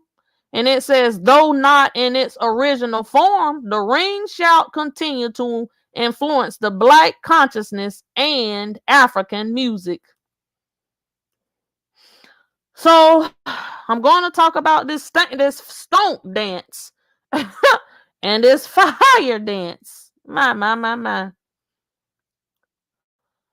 So the stomp dance, again, I'm going to hit and miss. There's different native cultures that I got, again, different articles. And this is the actual article here. It says stomp dance, but it's talking about the Chickasaw culture. Historically, stomp dance has its roots and it's connected to a green corn ceremony during the springtime, celebrating harvest, redemption, and forgiveness. Now that sounds great. Okay, well, the green harvest, they talking about redemption and forgiveness. That sound all right. No, it's not. So they had also a circle, and the men would sing and stomp, and they also had dancers. They also had the call and answer format, just like our people did. Because why? We are all connected to the same tribe, so some things is similar. But unfortunately, they are worshiping who? Deities. They're not worshiping the Most High. And so they had a fire in the center of their dance. Just like some of us, they had a fire in the center. Then sometime it was the building in the center. It was the altar in the center. But it's not the Most High Yahuah in the center. So they had the fire in the center. This is what he's talking about, this fire here. At the dance, and the embodiment of this particular deity, ABA hyphen BINN and then LI, which means creator of the earth, and then the smoke would carry up the prayers to the creator. But this creator they're talking about is not the Most High. So when I looked up the name of this creator here, it's connected to mythology, it says. And it says the one that sits above. And it is connected to what? A sun ceremony, just like the other. So here we go again with the worship of the SUN and not the worship of Yahusha. This is what people is doing. And this is not working. And you got a lot of people that is lost, that is still following these traditions, still following these customs, still today. I remember I had someone to invite me to a powwow multiple times, but I never went to any of this stuff. Some of this stuff that people is doing, if we do not leave this stuff and come away from this stuff, many people is going to be left behind. This is our chance and our opportunity to finally get to know who our Father, Abba Yahuah, is. Because our ancestors, this is how we came into this land of captivity. And if we don't come away from these mindsets, if we don't come away from this thinking, these actions, these beliefs, these things, people talking about we connected to our heritage and we connected to our roots. Well, what are you connected to? Are you looking? Are you researching this stuff? Because much of this stuff, this is how we winded up here. And many of our ancestors, many that is connected to the nation of Yasharel, died out of the will of the Most High. And if we don't get it together, we're going to be one and the same with them. I'm just telling you. So again, this dance is also performed in counterclockwise, but it is around a fire. And so in many different southeastern tribes, southwestern tribes, so many different tribes, so many things are similar. And what they have turtle shells. So the dance, the women would take these turtle shells. Sometimes they would use cans, empty cans, different things, and they would take it and they would tie it around their feet. And they would have a lead singer. We got to get our lead singer going on. And the lead singer would take a shell shaker and they would all get around and they would go in that circle.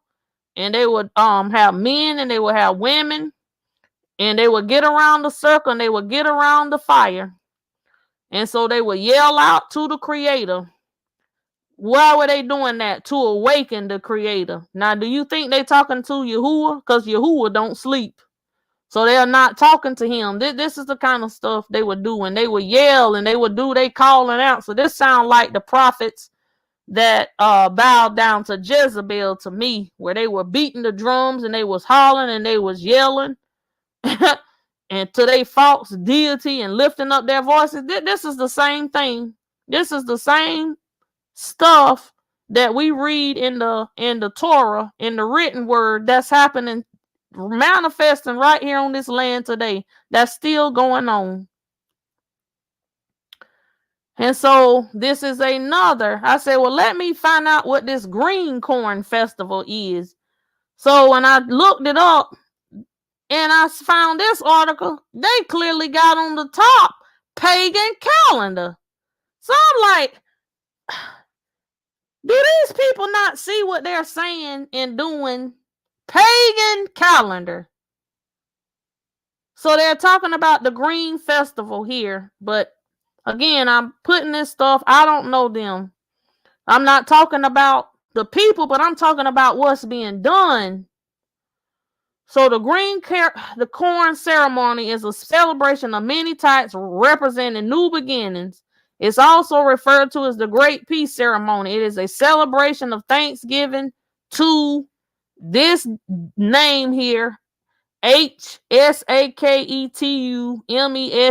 which means the breath maker.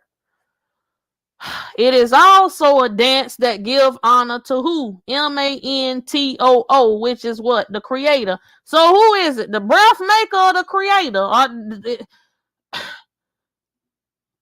Who provides all things to celebrate harvest, ancestors, elders, veterans, families, natives, and all of this.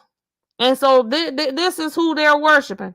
And so they have this celebration, and they have these dancing, and they have these feasts, and they have fasting and religious observation. And this is done in late July and early August. And so during this, the spirit of the corn remind me of that movie Children of the Corn. And they have here the corn mother. Now we know Abba is a father, not a mother, who brings her bounty to earth, healing, nurture. Is this not the same as the adversary talking about Mother Earth? Different name, but it's the same thing. And the theme is abundance and energy and fertility and all of this. This is the same kind of stuff that we see that's taking place with the world. And so the corn mother and her beauty and all of this, and it goes into all this, and health and prosperity and fertility and good and a measure of good and common sense and all of this stuff they're doing. This is taking place. So then I went to another website, this website here. And I said, I can see what the Most High is saying. This stuff we are not taking. We cannot take this man-made traditions, these man-made doctrines, these man-made teaching, these man-made ideologies, these man-made deities with us. So they're talking about the stomp dance grounds again, where the men sit facing one another. 4 directions. So here we go with this 4 direction again, which is the square ground. It's in circle. It's a round mound in the earth, and in the middle, the center, they have this ceremonial fire going on, and they're working around and they're doing all of this. They decree that the fire is sacred and it must keep burning, and which is built by a fire keeper and his assistant. And this, we know that the Most High, when he had Aaron and his sons, the high priest and the priest, the Most High sent down the fire. He sent his fire down to light the altar. And so some of this stuff they are patterning after, but it's being done in a wrong way because the Most High is not in this stuff. This is not what he requires of us. And so with them, they have 4 colors: red, blue, black, and yellow. And so the creator left on his throne in heaven, and they're talking about this creator and this particular deity, and he chose 4 Cherokee men who were strong, healthy, good, and true, and believed with all their heart in the creator, and they were given these colors here: red, blue, black, and yellow. And again, when your worship resembles these things, talking about this cardinal direction, this north, south, east, and west, this black, white, gray, and yellow, and your earth, your wind, your fire, and this. And if any of your deities, definitely, if you talking about a mother, you know that's wrong. But all of these different deities, and you talking about ancestors and all of this stuff, this is wrong, people. And we cannot participate in this stuff. We cannot go to this stuff. And so it talks about when they light the stick and how that it burns, and it is magically burned, magically. And the sacred fire, they're talking about how the fire and how it is sacred, and it must be kept alive by the chief and the assistant chief and the fire keeper and all of this stuff, how they must keep it alive. And they go through all of this. They go through their dance. They go through their ceremony, and every clan must come to the ceremony. They can't start it. So they must have a person from every clan that must be represented. And they go through all these different rituals that they go through. I just say rituals. And so Cherokee by blood, I went to another place. I said, okay, so they got the red, the blue, the yellow, the white here, but it's the same with your circle, your cross, your 4 directions.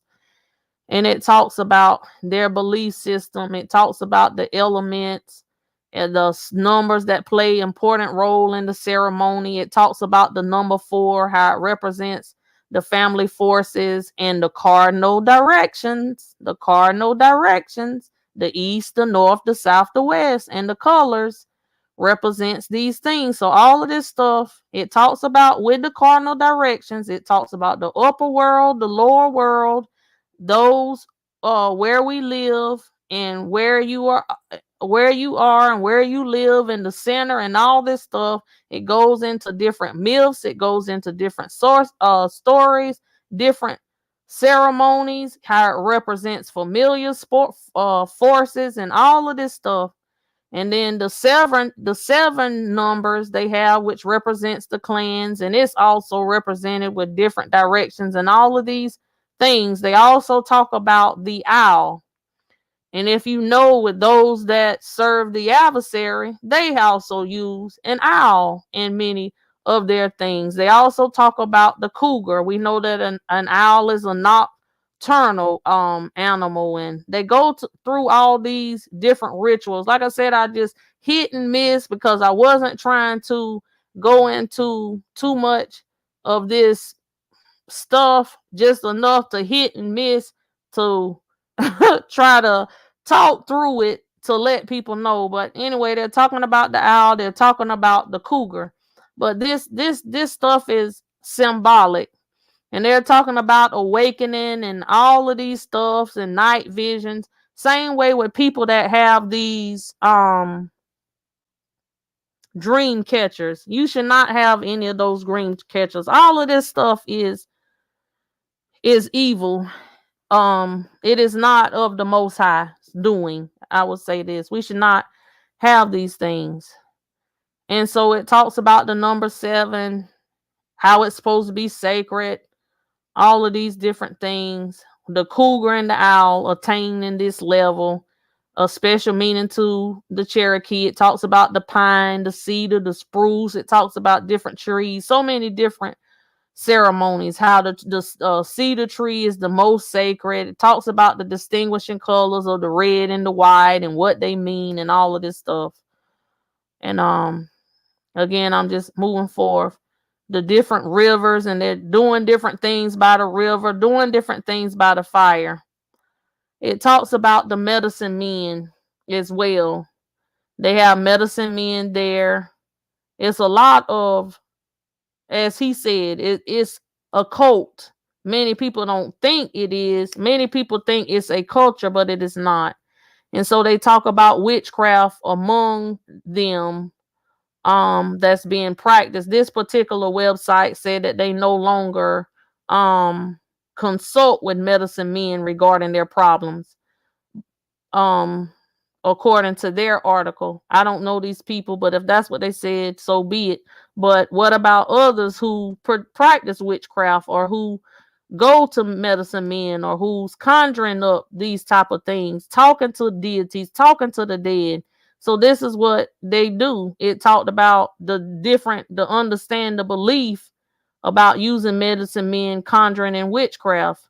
And so many people, they say, well, that's their culture, but it may be your culture and what you did, but that particular culture is wrong. Those particular beliefs and practices is wrong. So we have to come away from this. We have to distance ourselves from our fathers, our mothers, our loved ones, whosoever, our tribes, or whatever, that practice this, people that we know, because this is wrong when these things is done. So those are the dances that the Most High was speaking of. This stuff, we cannot do these things. We have to come away from this stuff. We cannot celebrate this stuff. We cannot condone this stuff. We cannot have any part of it. But I also spoke before about this dispensationalism, this pre-tribulation rapture, and this Bible and prophecy conferences. I'm going to hit and miss with these as well.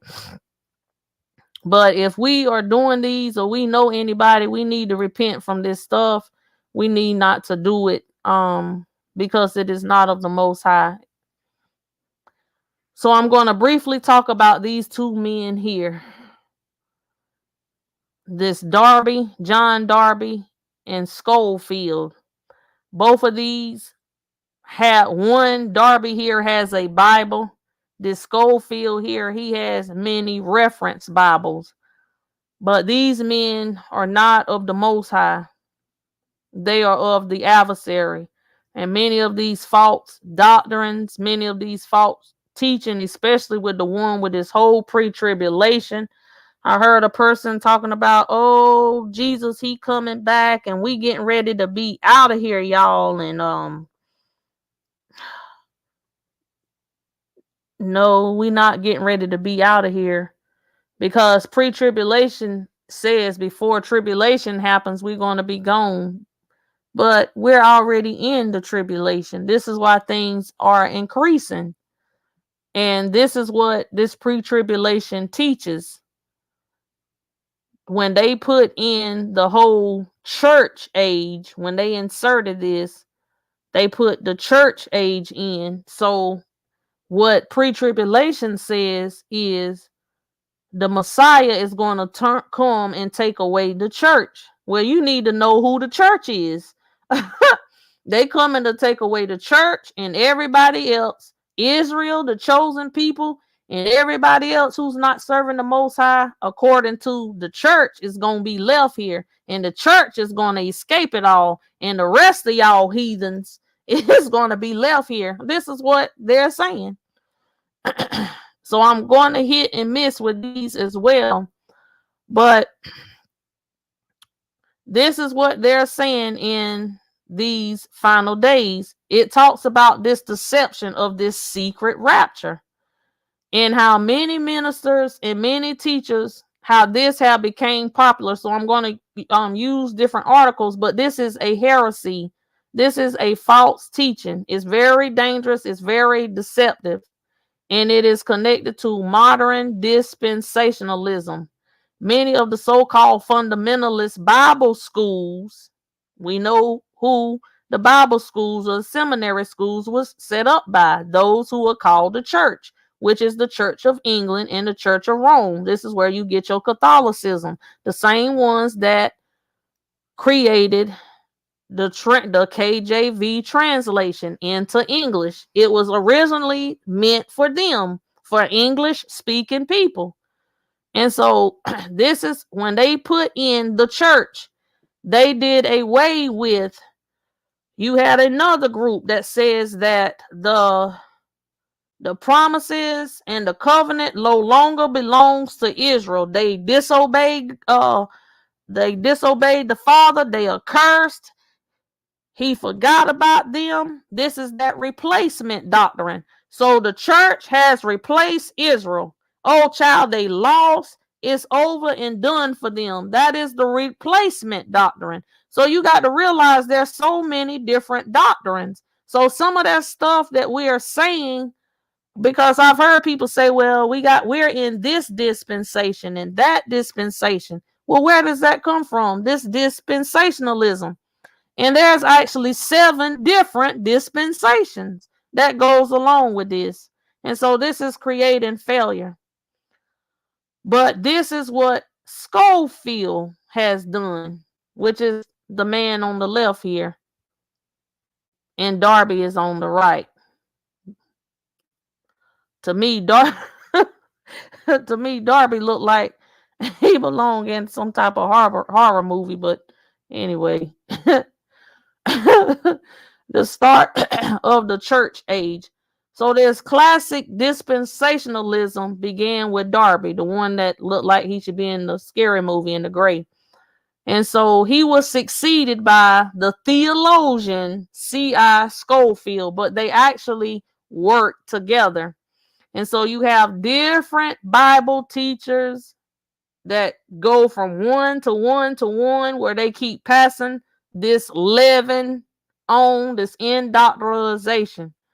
So even with the start of this classic dispensationalism, it is in contrast with the graced movement dispensationalism, where they believe that the church started in Acts and emphasized the beginning of the church with the ministry of Paul. There was no such thing as a church. This is what they created. This is what the Church of England and Rome created, the church age. So you need to know that as well. We are not the church. We were called Nazarenes, and we were called followers of the way. When you read in the Acts of the Apostles, they ask Apostle Paul or Apostle Shaul, aren't you the ringleader of that sect of the Nazarenes? So that's what they were called, because our Messiah was what? He was from Nazareth. He was a Nazarene. And so this is what they believe, that the church age began with Acts. So this is why you do not see much when you think about the same way with the covenant. There is no old covenant in new covenant. This is what they changed it to. The covenant is still the same. The covenant had to be fulfilled. This is how Father Abraham became the father of nations with an S, but Jacob is the father of the nation of Israel. He's the father of the nation of Israel. Abraham is the father of many nations, and this is how it was fulfilled through the death of our Messiah, so that the Gentiles could be grafted in with us. They are considered the wild branch. We are the children of Israel, all the 12 tribes. We are considered the natural olive tree. You got you an olive tree inside of your house that you growing, that you raising up, you caring for it, you're nurturing. This is what the Father says in the old covenant, how we were the smallest, and he took us where we were laying in our own blood, and he cleansed us, he washed us off, he put us on new garments and gave us bracelets and gave us a linen, and he gave us all of these things, and he nursed us and he fed us and he cared for us. So this is what you got, your olive tree. You doing all of this stuff, but you go and you got a wild olive tree growing outside in your backyard. You can take a part of that and it look like it's dying. You can take it and you can graft it in to your tree on the inside. This is what he did. The Gentiles, who was notorious for serving other deities too. And so much of this corruption you see today.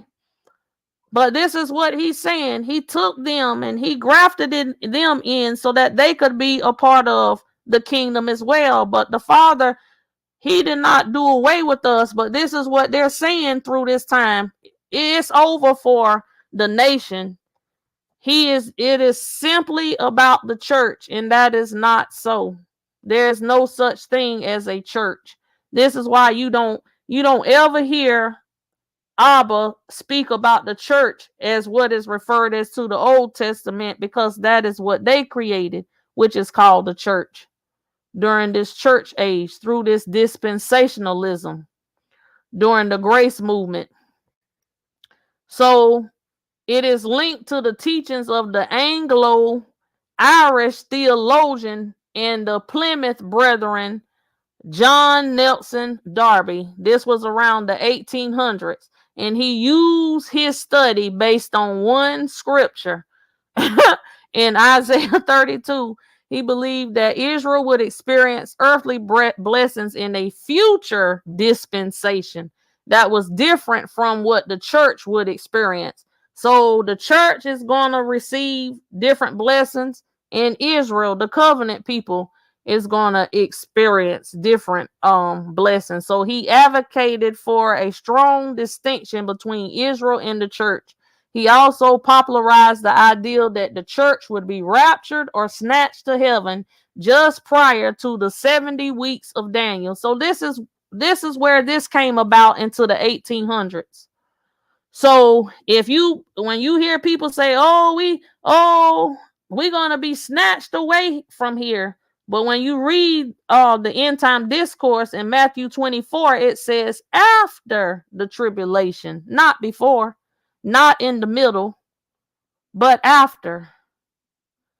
And so they are the ones that affirm the pre-tribulation rapture, which involves the idea that the church will be raptured before the 7-year tribulation period. This tribulation or day of Yahuah includes Elohim's judgment on the unbelieving world, and it will also involve Elohim bringing Israel to salvation. So all of them, we're going to be saved and we're going to be redeemed during this time. Well, what are we now then? We not redeemed? Some of us? So they believe that 1 Thessalonians, the first chapter, verse 10, Revelation 3 and 10, revealed that the church is promised the physical rescue from the period of the divine wrath of the Most High. And they believe that 1 Thessalonians chapter 4, verse 15 through 17 describes this, and it is just pertaining to the church. Everybody else is going to be left behind. And so you have with the dispensationalism, they believe in pre-tribulation. Then you got some that believe in the mid. You got the pre-wrath, the pro-tribulation. So you have all of these different doctrines. All of these are the different doctrines. This is what the Most High is talking about in his word, the doctrines of devils, where these different raptures take place with this dispensationalism. So you need to know it. But where did this begin? It began in Britain. Where is Britain? Over in Europe. Who is Europe? The ones that took over all the lands throughout the earth. That's who. That is a part of the UN and the United States.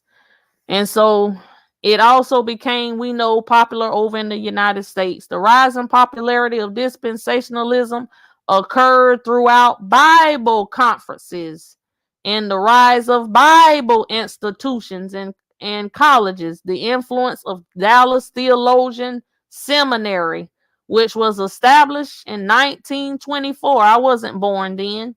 So when they were setting up these Bible colleges, these Bible institutions, and these Bible conferences and prophetic conferences, and this is how they was able to spread this leaven about. And the popularity of radio and television programs from dispensationalism teachers. So when you turning on your idiot box and you telling people, no, that's false teaching, because the Bible, the true word of the Most High, says this and that. This is why they don't believe it, because I heard that preacher said it, and that man, he had a collar on and he had a Bible in his hand. Well, This is who was set up on your idiot box, your radio. Do you not see how this is the design of the adversary to lie to the people? And you can't get many people, you can't get this out of their head. Many people have this set up in their head now because of the movies. And this is how Hal Lindsey book, The Late Great Planet Earth, and the Left Behind book series begin. Through this dispensationalism. So with the books and the TV programming, they was programming people's minds. So Schofield, the Brethren in the Bible Prophecy Conference movie.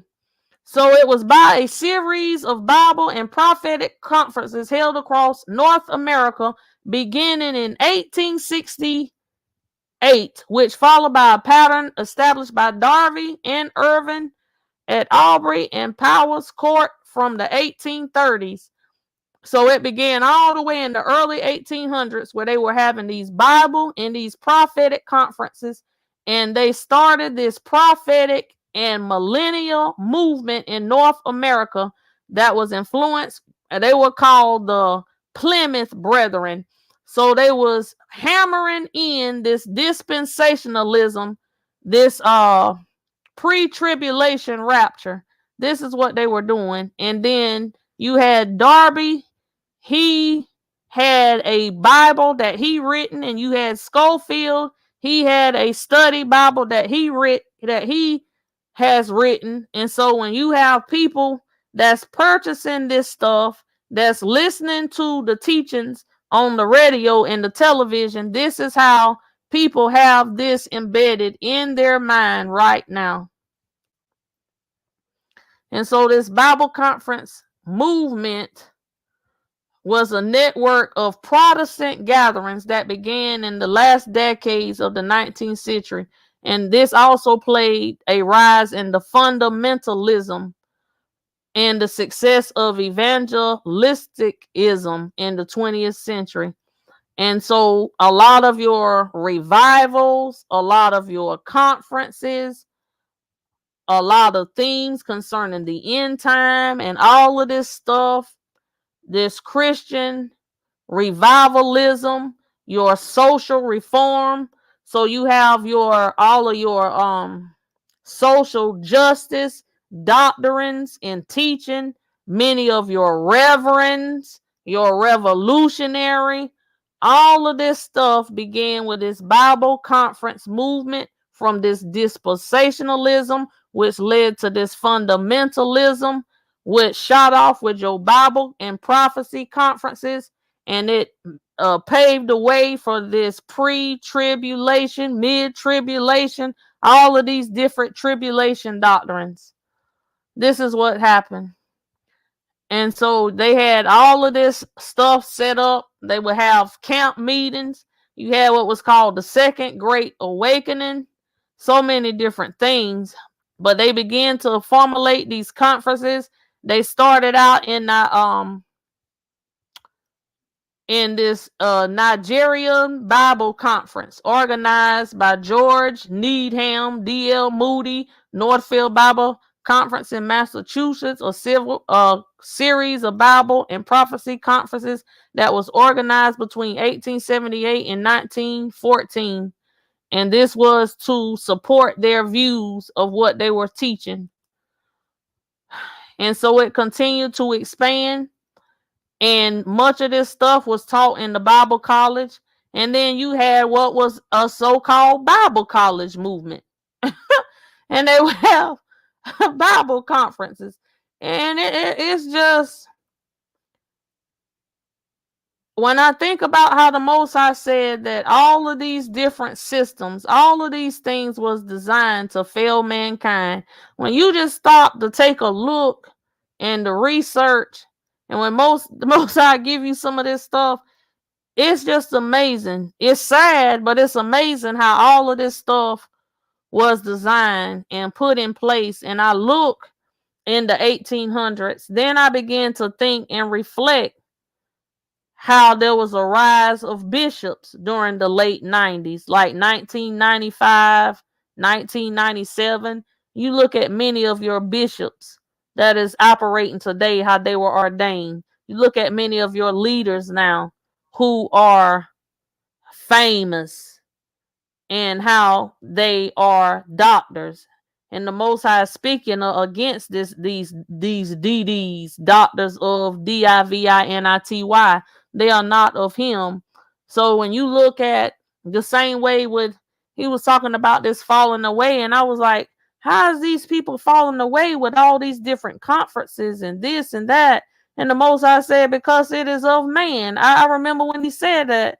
He said that's man's doing. And when I began to look and dig a little further, I knew what he said and I believed what he said. But just by even gathering this information, it becomes clearer. All of this stuff is man-made. This is why people is not growing. This is why people is not flowing.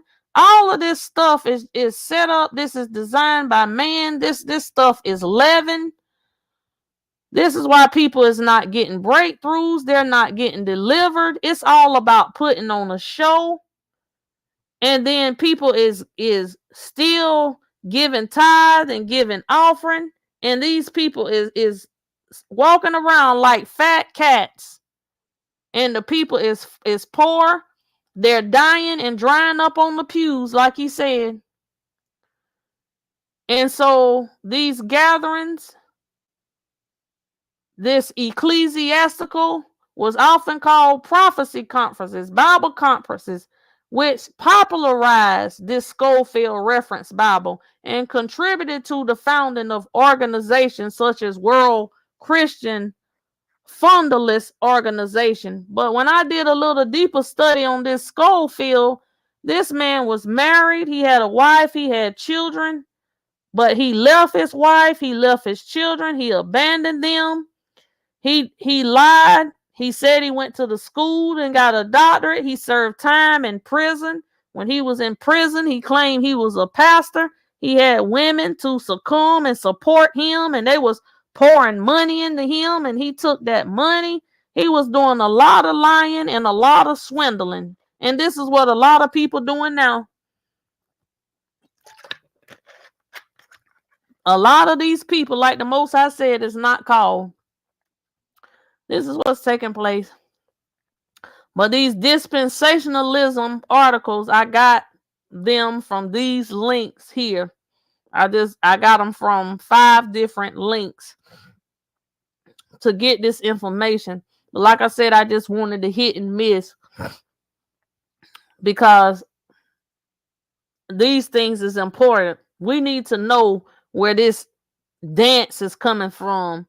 So this is why you can look at your BET or MTV awards and this particular person up there with a cross and they dancing, and then you go to a 4-wall building, they doing the same dance, and you go to the club and they doing the same dance and the song, because all this stuff is connected. This is why nobody is growing and flowing and operating in their gifts, in their talents, because all of this stuff, these prophetic conferences and these praise dance and praise nights and hallelujah nights and all of this stuff, this is why people can go to these places and remain the same and remain burdened down and pressed down, because who are you worshiping? It's not the Most High. So I put up this copyright disclaimer because I do not own any of these articles. All of this stuff is for educational purposes. But again, we was warned of this to beware, so that no one would cheat us through these vain philosophy and empty deceit according to the traditions of men. So these fire ring and these stomps and these dance and this shouting and ring shouting and all of this stuff, this pre-tribulation, this dispensationalism, this futurism, these Bible conferences, Bible colleges, seminary colleges, theology, and all of this corruption. All of this stuff is tradition of men. The same way with your denominations. That's why you got this denomination, that denomination. Why are they doing this and that? Because the founders is different. John Smith and John that one and Ellen White and this person and that person, because you are going by the traditions of men. They are not living and going according to the Torah, according to the law. This is what we are warned about, according to the basic principles of the world. So in all of these different things, it is connected to the SUN worship. Though they call it a different name, and then though the it looks different, look like it's a different dance, look like a different worship. They got the red, the yellow, the black, the white. They got the white, the black, the gray, the yellow. They got the north, the south, the east, and west. It's all connected. And it's not connected to the Most High. And so these are the mountains of influence, how all of this stuff has come about. So we need to know it. We need to get unhooked from these things, unhooked from these people. The same way with this, we are under grace and the law is done away with. We need to get away from this because all of this stuff teaches lawlessness. This is how we stay in transgression. This is how we stay in iniquity. And though some of us have the Most High woke us up and we are no longer under the four walls of these people and we are learning and growing, we are still learning and we are still growing. But some people are still doing certain things and we need to come out of these things. We need to look and seek and search and ask the Most High for answers to lead us. What do I need to get rid of? What am I doing or what am I thinking? What am I saying that's not of you? Where did this come in? Like he said, words have meaning. Start researching and looking up some of the origin of these words and some of these things that is taking place or that's being done. We need to know these things so that we will not be in lawlessness. Though lawlessness is from coast to coast, we don't need to be lawless. We need to be a light. Though we are in the land of our captivity still, we still need to be a light. We need to be set apart. And so the word, the Torah, was on tablets. But after the Torah, still in the Torah, with this covenant, when Yahushua HaMashiach gave his life, it is now on our heart. It's no longer in tablets. It's no longer in the temple. What was the purpose of the temples? So that those priests could perform those daily sacrifices. But Yahushua HaMashiach, he fulfilled all of those things. He is the Lamb. He became the scapegoat. He was the veil that was rent. He is the great high priest. He is our ark. He is our safety. He is all of those things. He is high above. He is not beneath. He is not below. He is high above, in the highest of the highest place, in the throne room, sitting in heavenly places. He is our mediator. He is our great high priest. So there's no need for any temples. We now is the temple. And so we must protect our DNA so that the enemy will not be sitting up in us, the bride. But it is in our hearts. We no longer have to teach our neighbor. We no longer have to carry it around in the ark and because we are scattered. But he has it in our mind and in our hearts. This is where he has it written, so we won't forget it. And this is why we need to read and study. We need to focus. It is to teach us how to love him and how to love others. So I encourage, if anyone is guilty of these things, to repent. Ask the Most High to forgive you. You didn't know. I definitely didn't know. Like I said, I was never a dancer. As people say, dance, just dance, dance, dance. Because a lot of people is just moving to the beat. I'm just telling you. A lot of people is just doing stuff.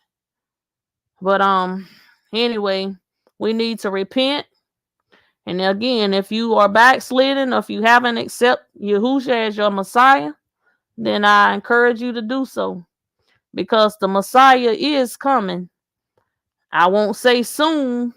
I won't give any years or time frame like a lot of people do, but he's coming. He's talking about it.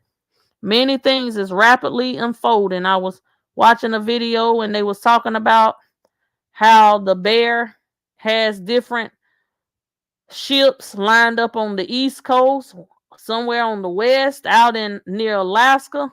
And I received the different videos from different people sending about China, and China, or shall I say the red dragon, is slapping hands with the bear, and they're talking about starting their own NWO.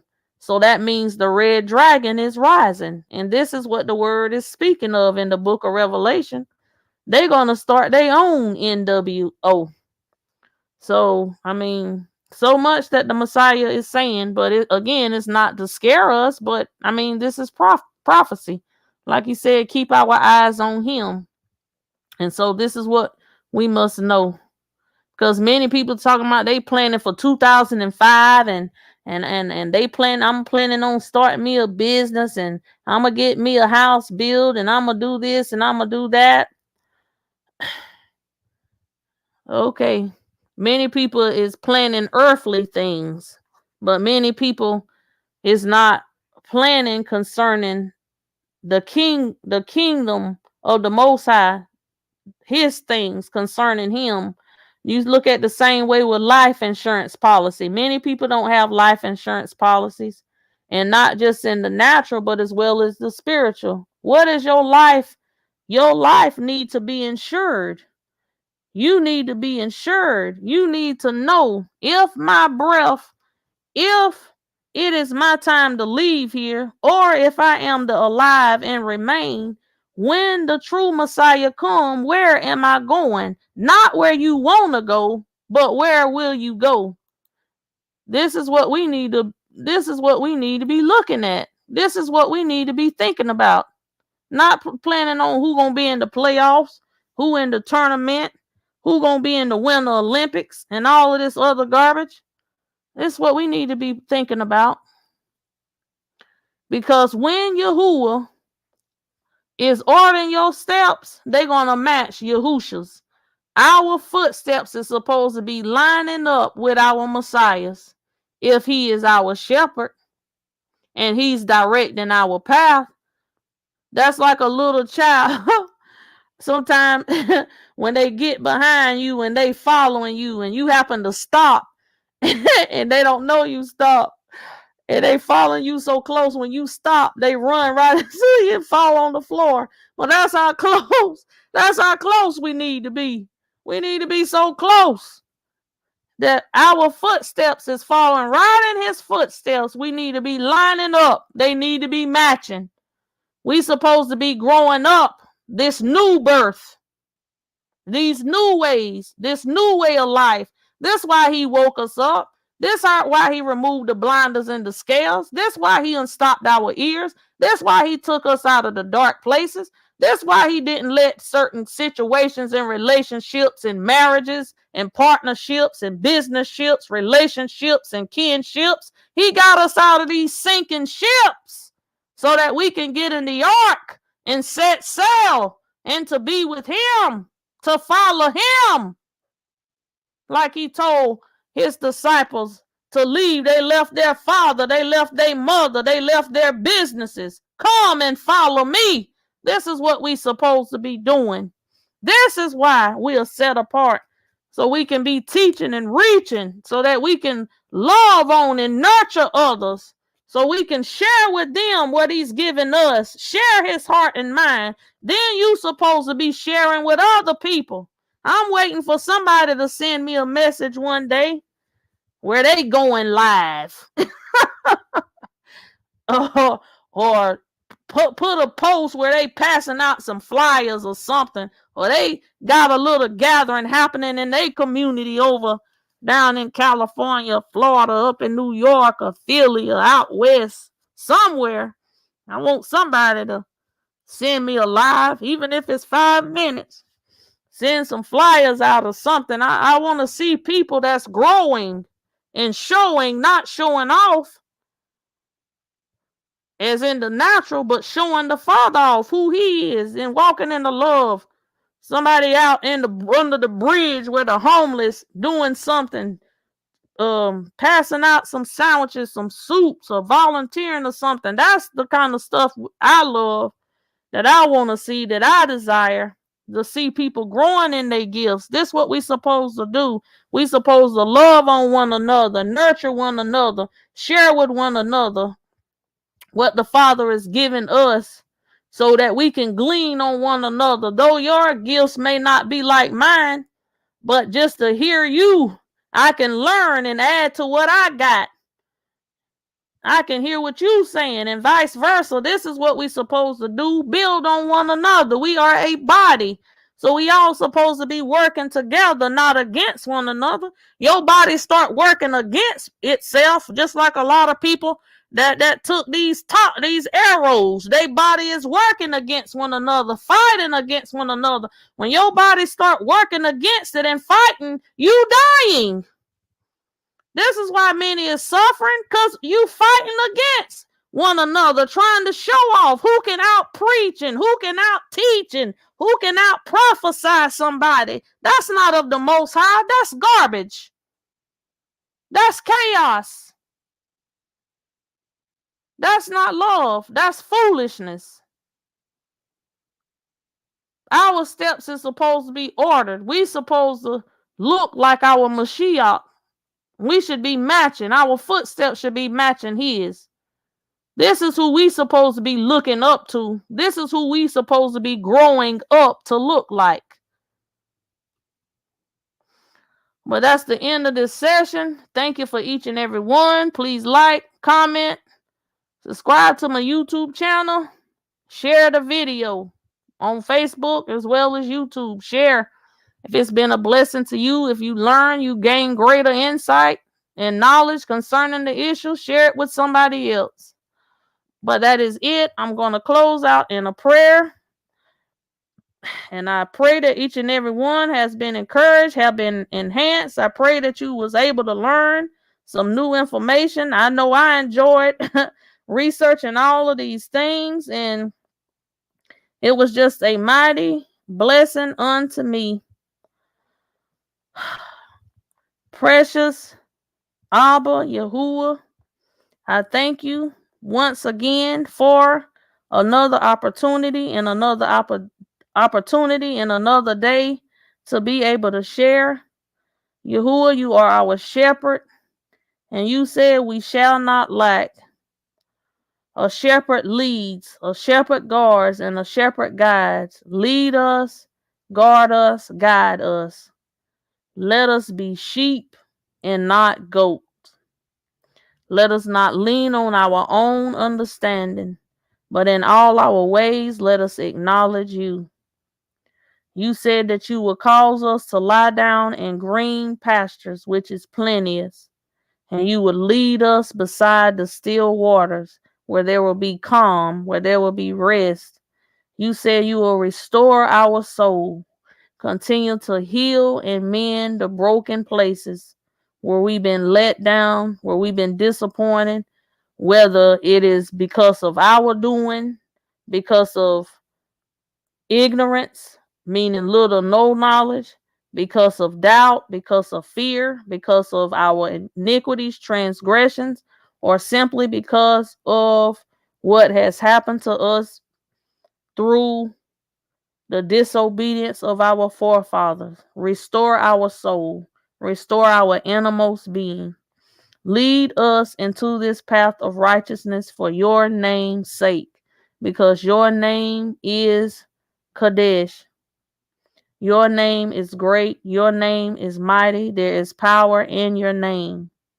And yea, though we walk through the valley of the shadow of death, though we are in Egypt, though we are in this house of bondage, though we are in the land of captivity, when we walk through the valley of the shadow of death, we will fear no evil, because you are with us. You are with us. You are in us. We are in you. We are tied up. We are tangled up together. Let us stay in you. Let us rest in you. Let us know that you are with us. Let us remain with you. Let us grow with you. Let us trust and believe in you. Your rod and your staff, they comfort us. Your rod of correction, your staff of protection will comfort us and lead us. We know that you will prepare a table before us in the presence of our enemies.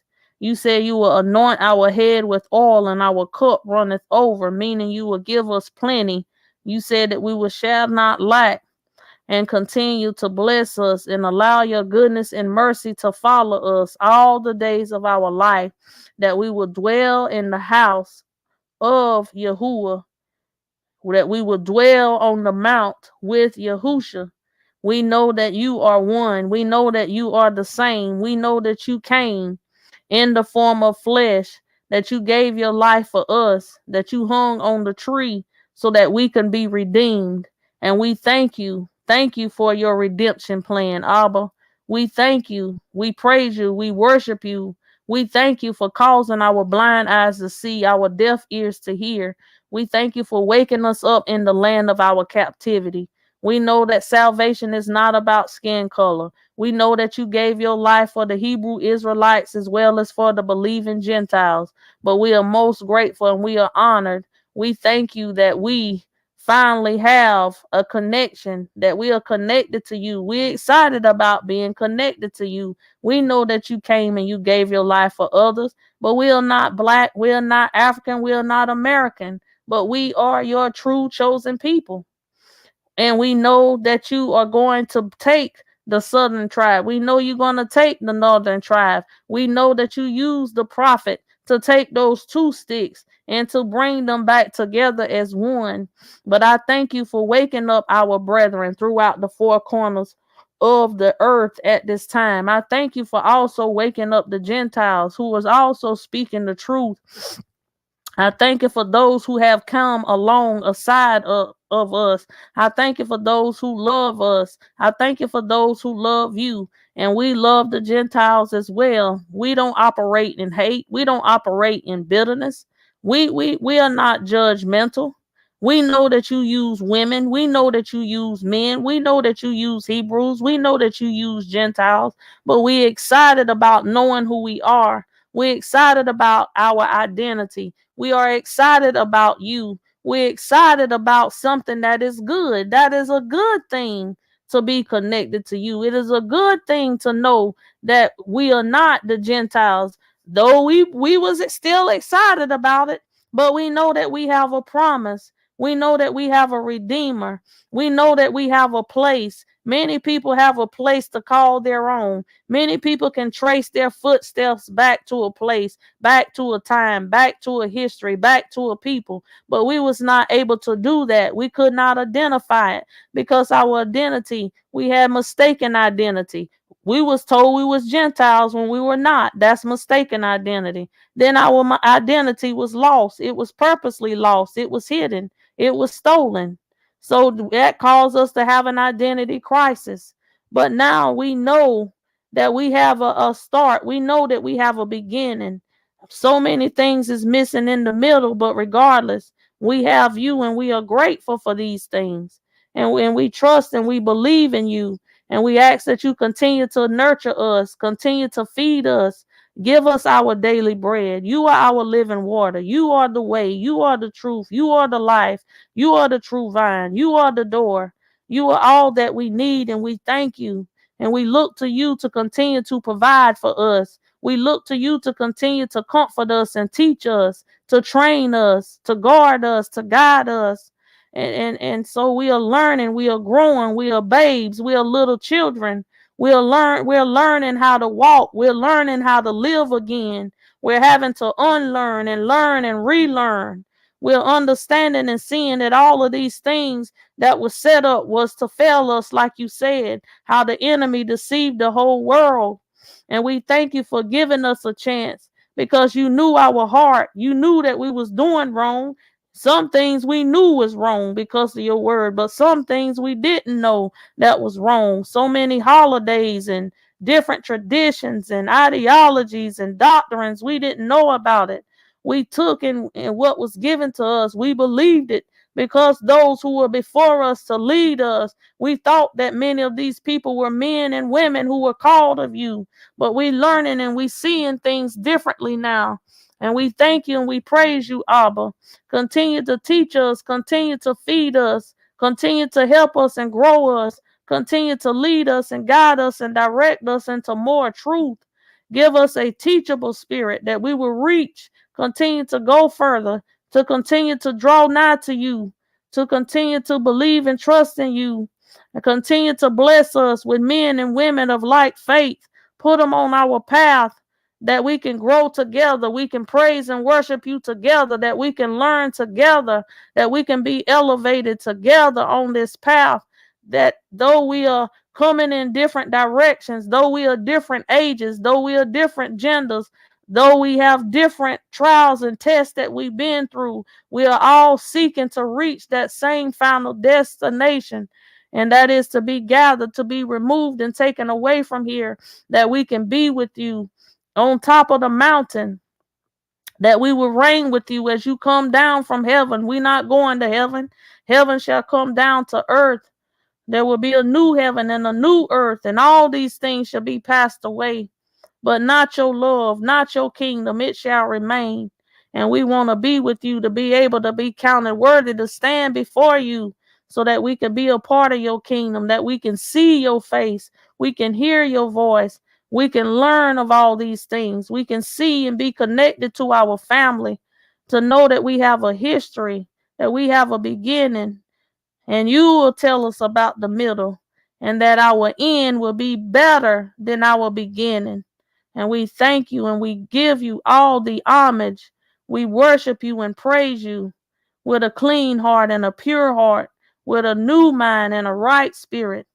And as we continue to increase, we will continue to praise you day by day by day. And we thank you for all things, everything that you've done in the past, everything that you're doing now. And we even praise you for all the things that we know that you shall do in the future. And we forever praise you, give you all the homage.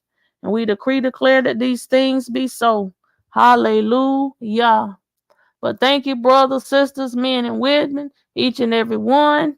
I'm grateful, sister, that you learned. I tell you, it was an eye opener for me.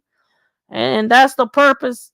Is why the Most High give us these gifts, these talents. This is why He uses us, so that we can learn, others can learn, and then we can tell others, so that not for us to walk around feel bad and sad and depressed, so we can learn because we didn't know. We are babies.